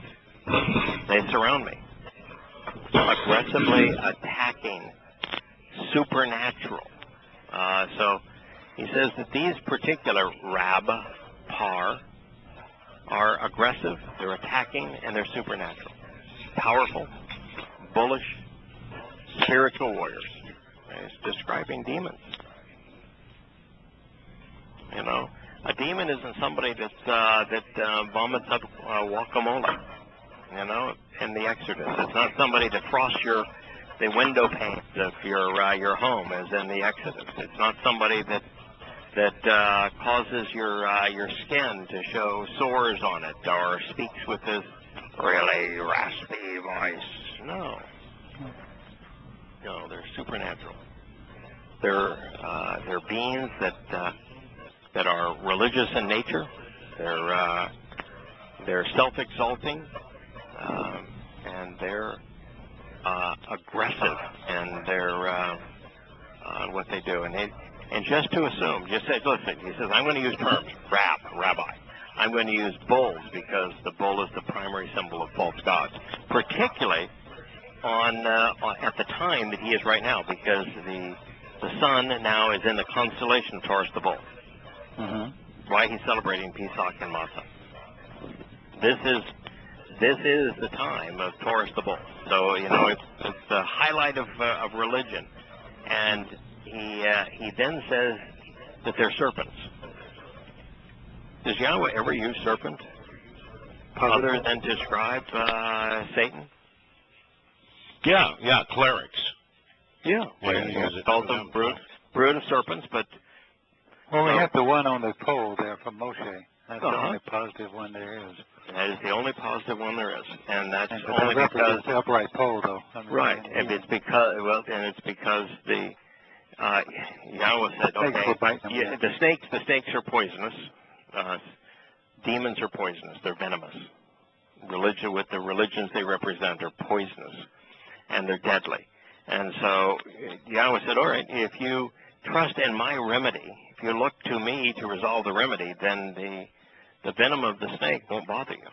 And so he put the snake on the pole just so they'd say, all right, if I look up to the solution that Yahweh has for the snake's venom's not going to bother me. That's why the snake was there. It wasn't that God was trying to create a positive image of a snake. But I mean, that's the only thing. It's not. The snake is venomous, and the venom of the snake can't bother you if you trust and rely on Yah's remedy.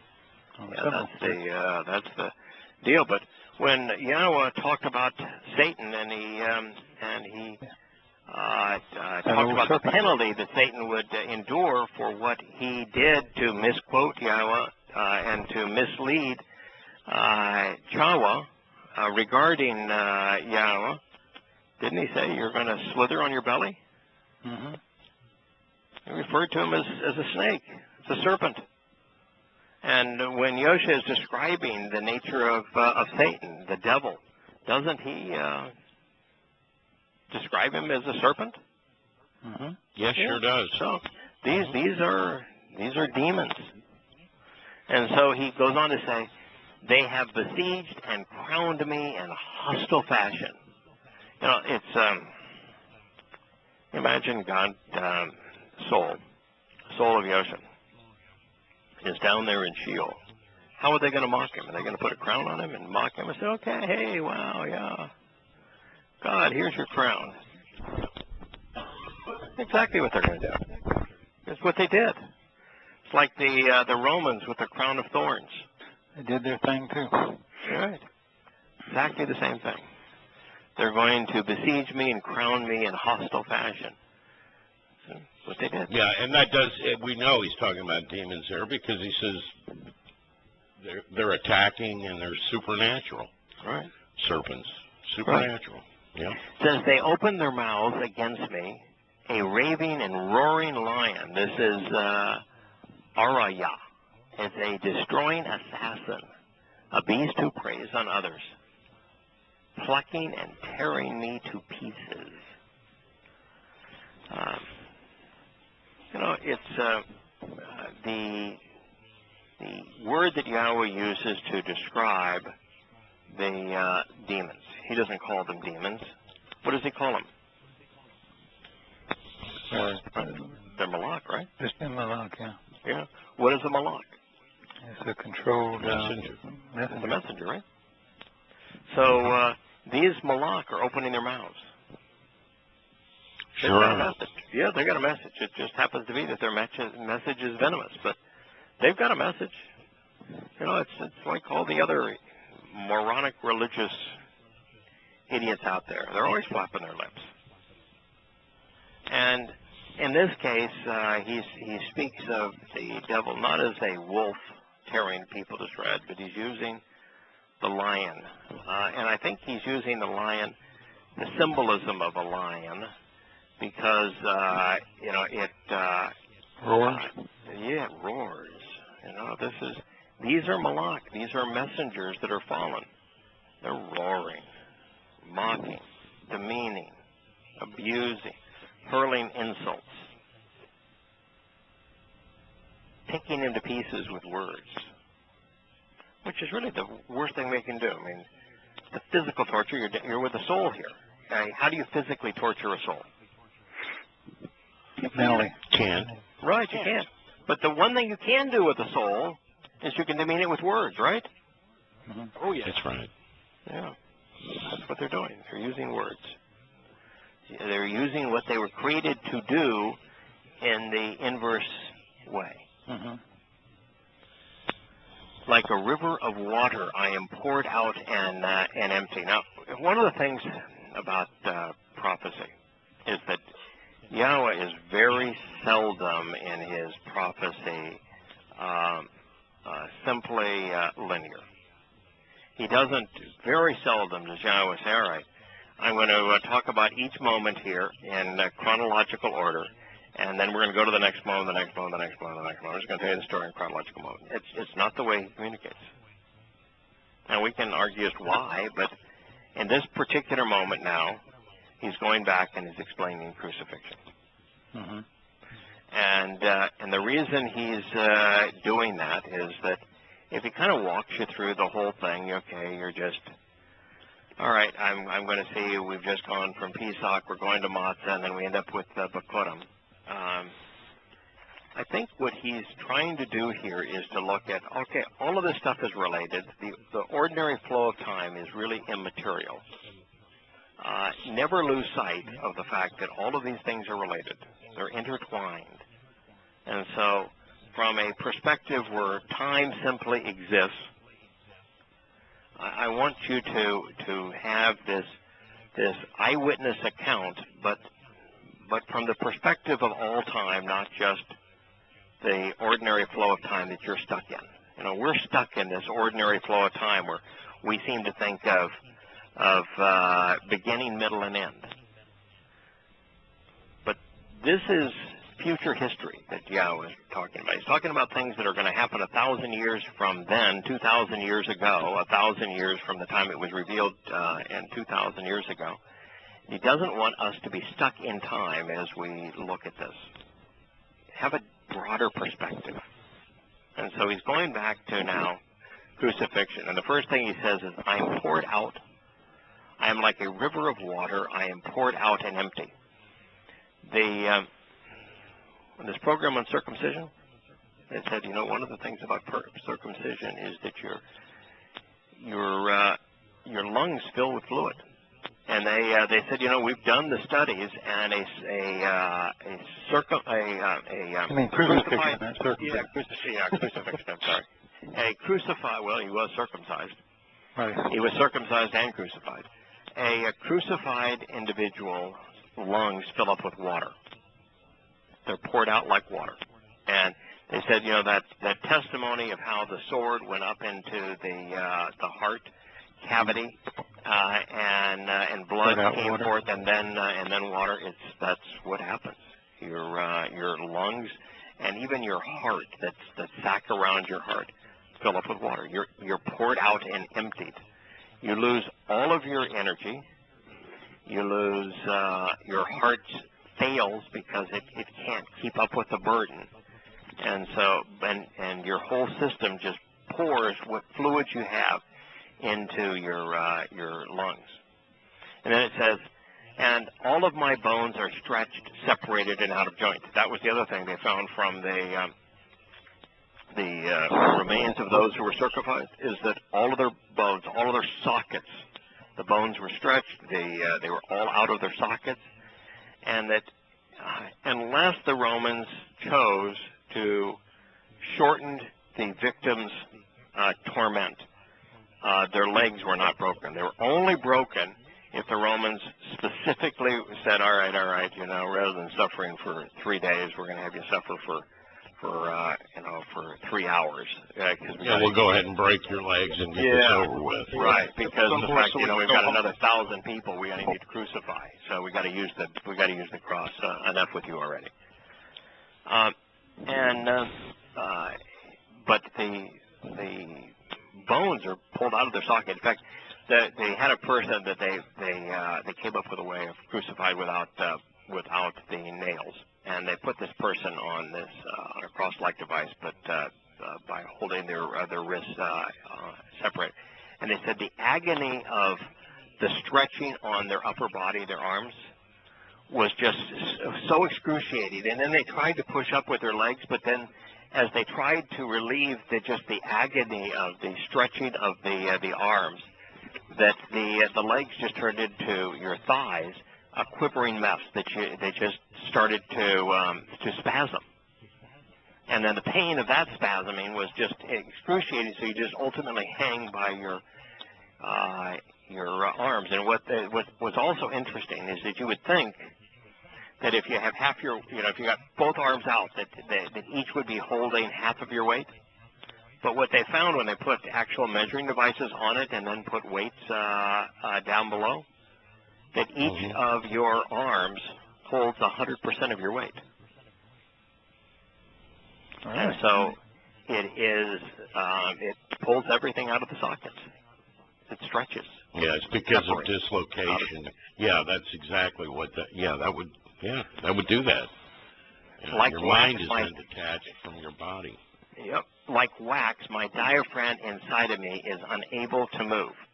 The reason that the Romans did it the way they did it is that when you're hanging by your arms, your diaphragm doesn't work. The only way that you can take a breath in or exhale is for you to stand up on your feet, which were in agony because of the nails they had driven through it, and because the muscles start to spasm because there's no way to brace yourself or get any relief. And if you don't do that, if you're hanging from your arms, you can't inhale, you can't exhale.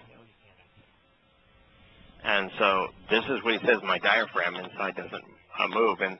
And this History Channel program, a derivative of History Channel, said, that's the diaphragm. It doesn't work. Now here is 3,000 years ago. Here's this vivid depiction of every one of the scientific, medical facts that were, and none of these people knew Psalm 22. None of them cited Psalm 22. None of them referenced it. And systematically they're going through, this is what the crucifixion victim endures. And they talk about the fluids flowing out of the lungs. That was the first statement. They talked about the stretching of the joints. That was the second statement. And the third is, your diaphragm doesn't work. That's the next statement. It was like they were reading from Psalm 22 without even knowing it existed. Well, that would get my attention if you had 1,000 years in advance a depiction of what was going to happen for a form of torture that would not even exist for another 500 years.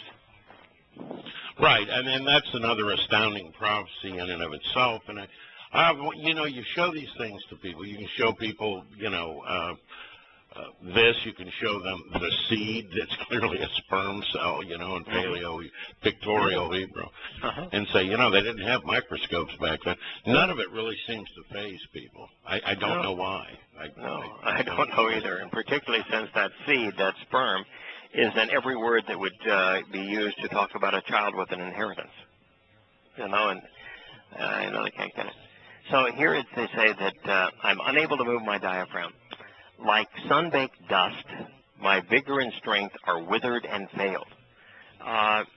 Because of all the fluids flowing out of the heart and into the lungs, They said that first of all you become so parched that you're just dying of thirst while you're drowning, but that you lose all of your strength.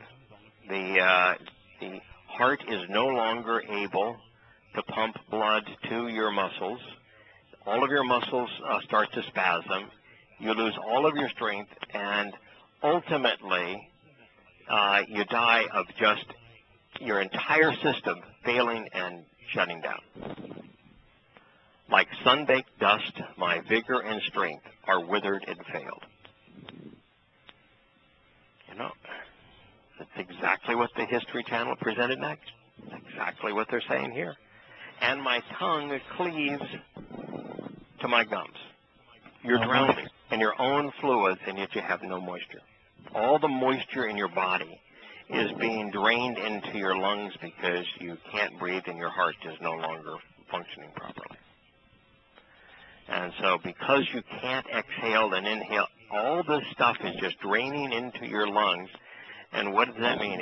If you're losing all of your body fluids into parts of your body that aren't supposed to have water, that means the rest of you is just terribly parched. And they talked about that. And here it is being presented.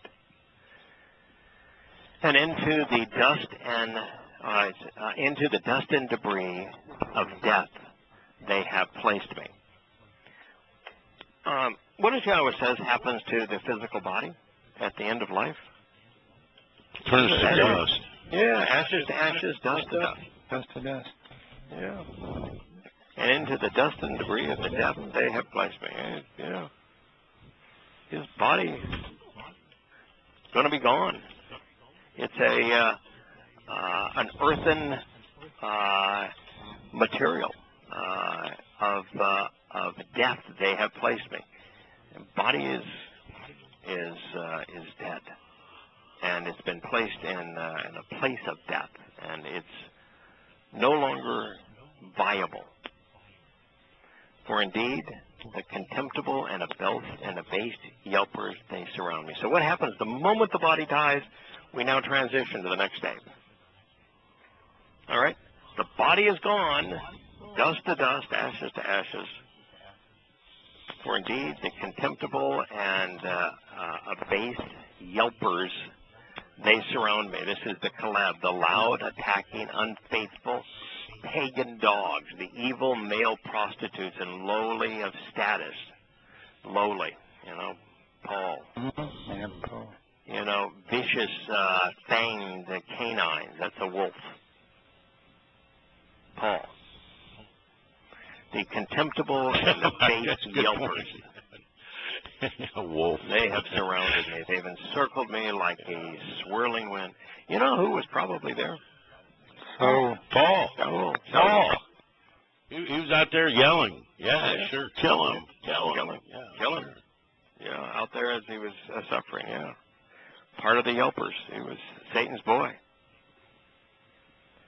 The assemblage of the corrupt, of the ra'ah, of the displeasing, evil, and injurious circle me to destroy me. Now, is it possible that he's calling them displeasing and evil and corrupt, if at the same time he's saying, oh, God, forgive them, they don't know what they do? No, I don't. No, they're evil, they're corrupt. I look for all the notion of forgiveness having some major theme in Torah, and it absolutely does not. No, it doesn't. It does not. No. Relationship sure does. Covenant sure does. Family sure does. Yeah. Father does. Invitations to meet and celebrate the relationship does. Walking away from politics and religion and being liberated by Yahweh, that sure does. Yahweh's means to free slaves and to pay debts, that does. There's a lot of great themes. Yahweh's total intolerance of man's rebellion and evil. A lot of themes, but forgiveness isn't one of them. Liberation is, though. In the first statement, etched in stone. Nation. I am Yahweh your God. I liberated you from the crucible, from being slaves. What were you saying, JP? I said reconciliations is a major theme. Oh, it sure as heck That's is. not the same. Yeah, reconciliation is. Righteousness is. Sadak. Being upright. Sadak is one of the more common words, but it's all a byproduct of being engaged in the covenant. And then this is the next line. This is 22:17. They pierced my hands and feet. Mizmor song, Psalm 22:17. They struck blows, pounding nails into the wrists, which were considered part of the hand in the first century, and into his heels, piercing them with iron rods. And then how did the rabbis render that passage, Yada? They say that like a lion are my hands and feet. Like a lion are my hands and feet is what the... Well, that makes a lot of sense to me. Yeah. Lion is area. We've already come up to it. Is area. Pierced is kur. K-U-W-R. Yeah. Pierced. Lion is A, Rosh, Yod, Hey.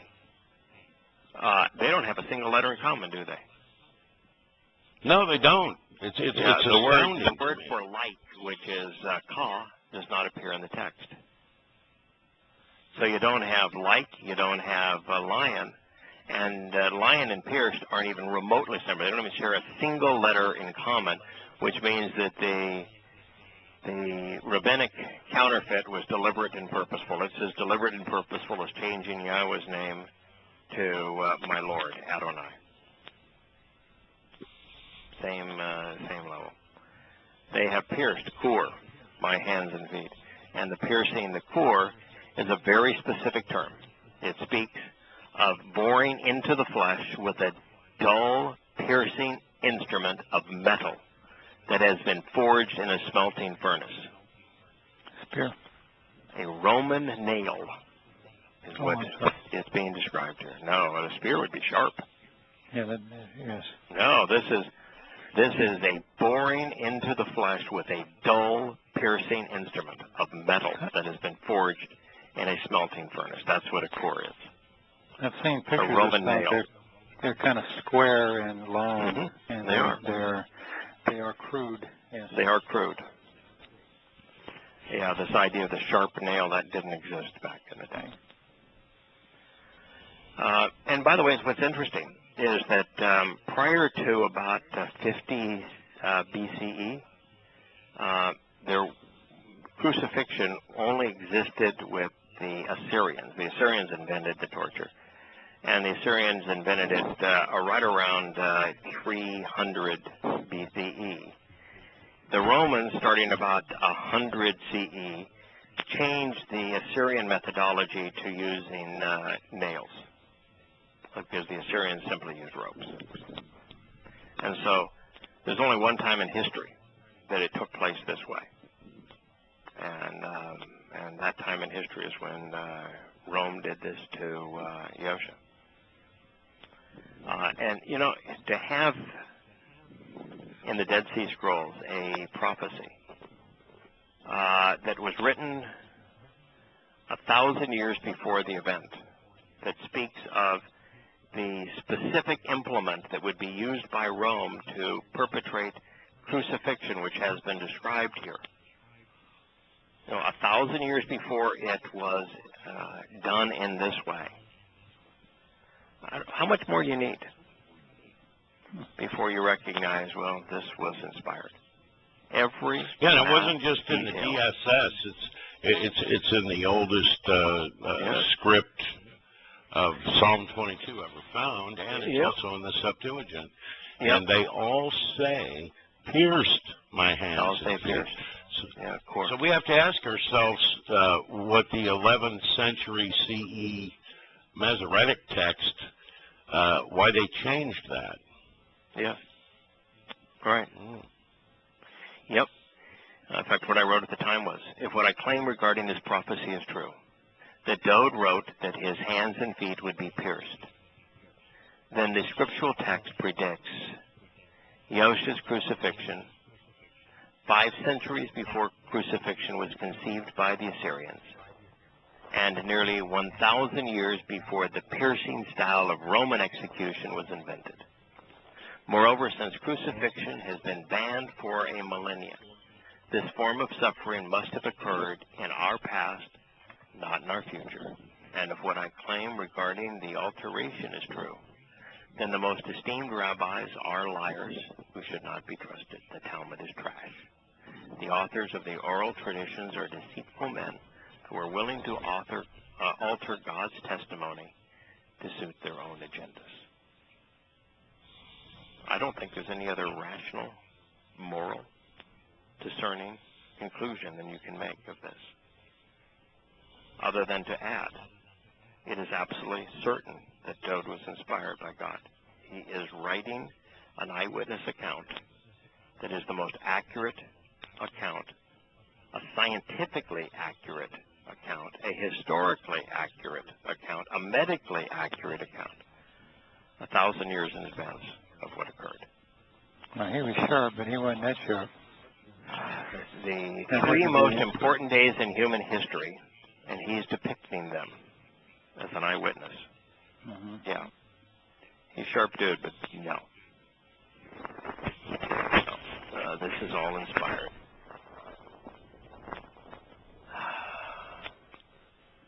Wow. So, and I will pour out upon the house of Dode. This is from Zechariah 12:10. I just thought it was appropriate to share it at this point.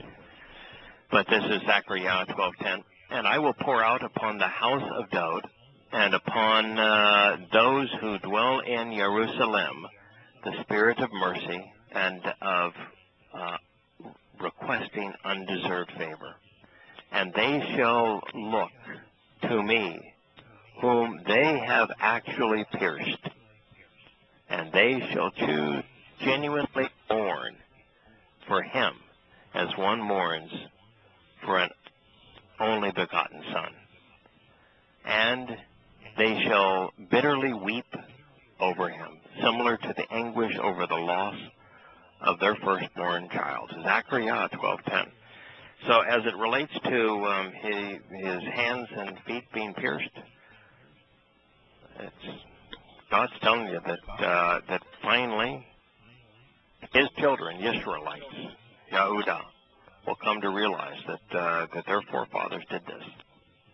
Yeah, there's a lot of overlooking that has to intentionally be done, and of course the copy edit that we just looked at, where appears becomes my hands are like lions. I mean, I don't even know what that means, but you know, as we see this, this is one of those passages that you would think would have become very, very familiar. Oh, particularly once it occurred. I mean, rabbis are extremely well-read individuals. They know what's in the Torah, prophets, and Psalms.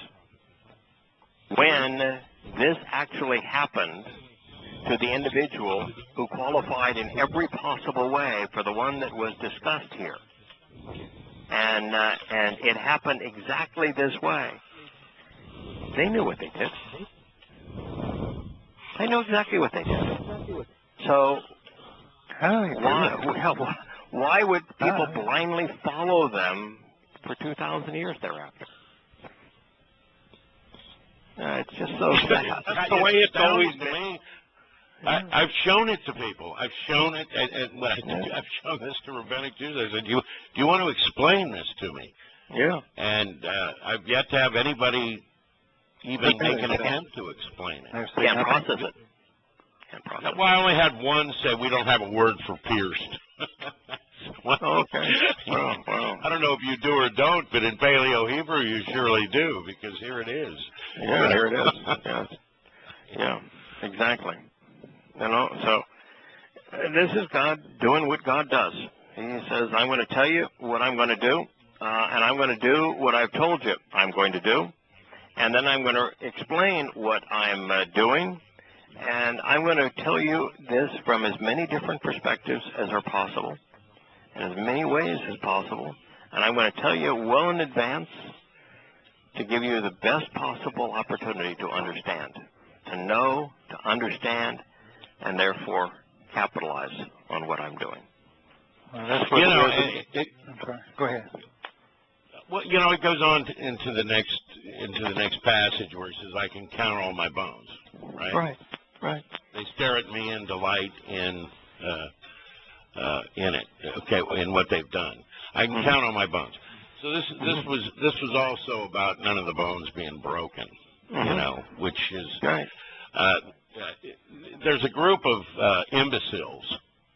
I think they're down in Mexico, and every Ishtar, they boldly march out and show their faith by being nailed to a pagan sun cross overnight. Okay, and it's miraculous that they didn't die, is what they say. This proves this is a miracle. Well, what the idiots don't know is that usually it took days for somebody to die from. It depends on how beaten how bad they were beaten before. Yeah, well, these people aren't beaten at all. They just go apart. It also depends on how the feet are affixed to the pole. There are various ways to do that. The way that was most likely done to Yosha, which is to actually count in, is 1 foot over the other and both directly in front of the pole as opposed to the sides of the pole. You put it through the ankles of the side of the pole. Although it's excruciating, you can stand up and you can lock your knees. But when they're both put flat on the upright pole, directly on the face of the upright pole, you can't lock your knees. There's no way to get relief. There's no way to breathe. You're going to last a matter of hours. Yeah, but yet they had to break the bones of the other guys, didn't they? I believe. If your feet are on the side, which was the most normal Roman way of doing it, if they didn't take the time to beat you to a pulp, there was one person that lived over a week. Yeah. So that's what I'm saying. It's no miracle that you get put up on this cross, probably in the most, easy way. Oh, yeah, they're not. Well, they're not nailing them into it, and they're putting a platform for them to stand. There is nobody that they're putting. There is nobody who is going to endure, for any reason, under any circumstance, being affixed to the cross the way that the Romans did it and survive. There are zero survivors, and they ran the test. And they put a guy. They got a guy to without his feet being nailed, and his feet were on a perch where he could stand.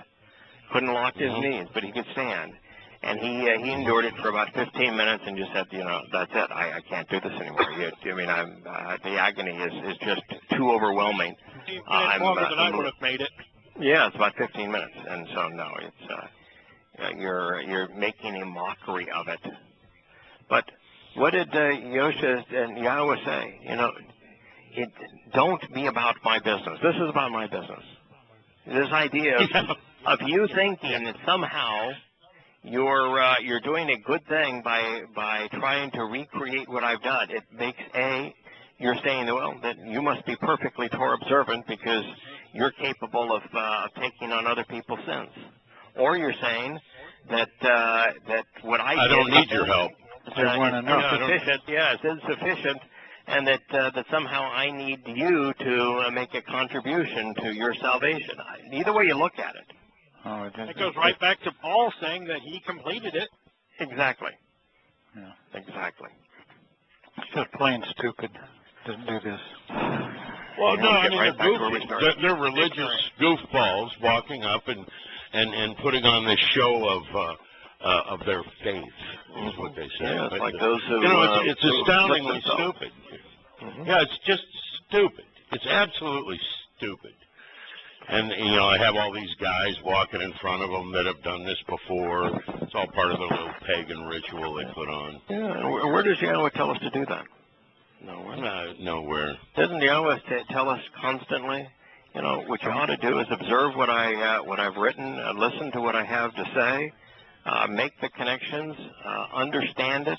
Don't attempt to do my work. Right. Don't Trust and rely on what I've Contrary to what I've popular done. opinion, God is not sadistic. No. Nor is he stupid. Nor is he incompetent.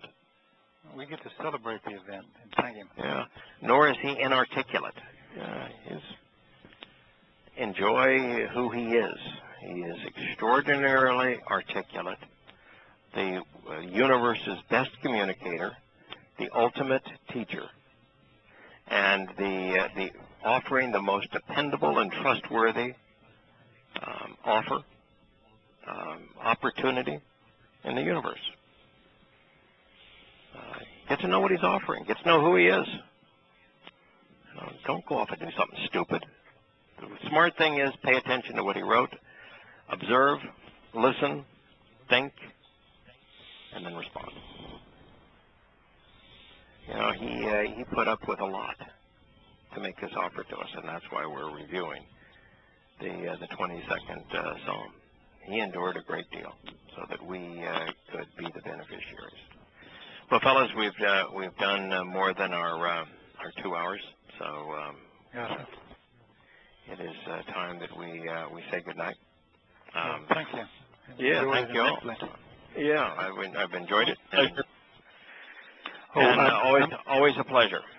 And it sounds like, yeah, Larry, you're back in full fiddle now. You're I'm glad it sounds like your back is at least healed enough that you're back to your normal self. Yeah, well, I feel a lot better. I mean, for 2 weeks, I was just really kind of in bad shape there. A couple of days ago, I started getting my way, stretching a little bit out of it. So that's what always has to happen. Yeah, it was obvious. Thank you. Yeah, it's good to have you back. All right, JV. You guys have a good one. Okay. Good night. Have a good one. Bye. Night.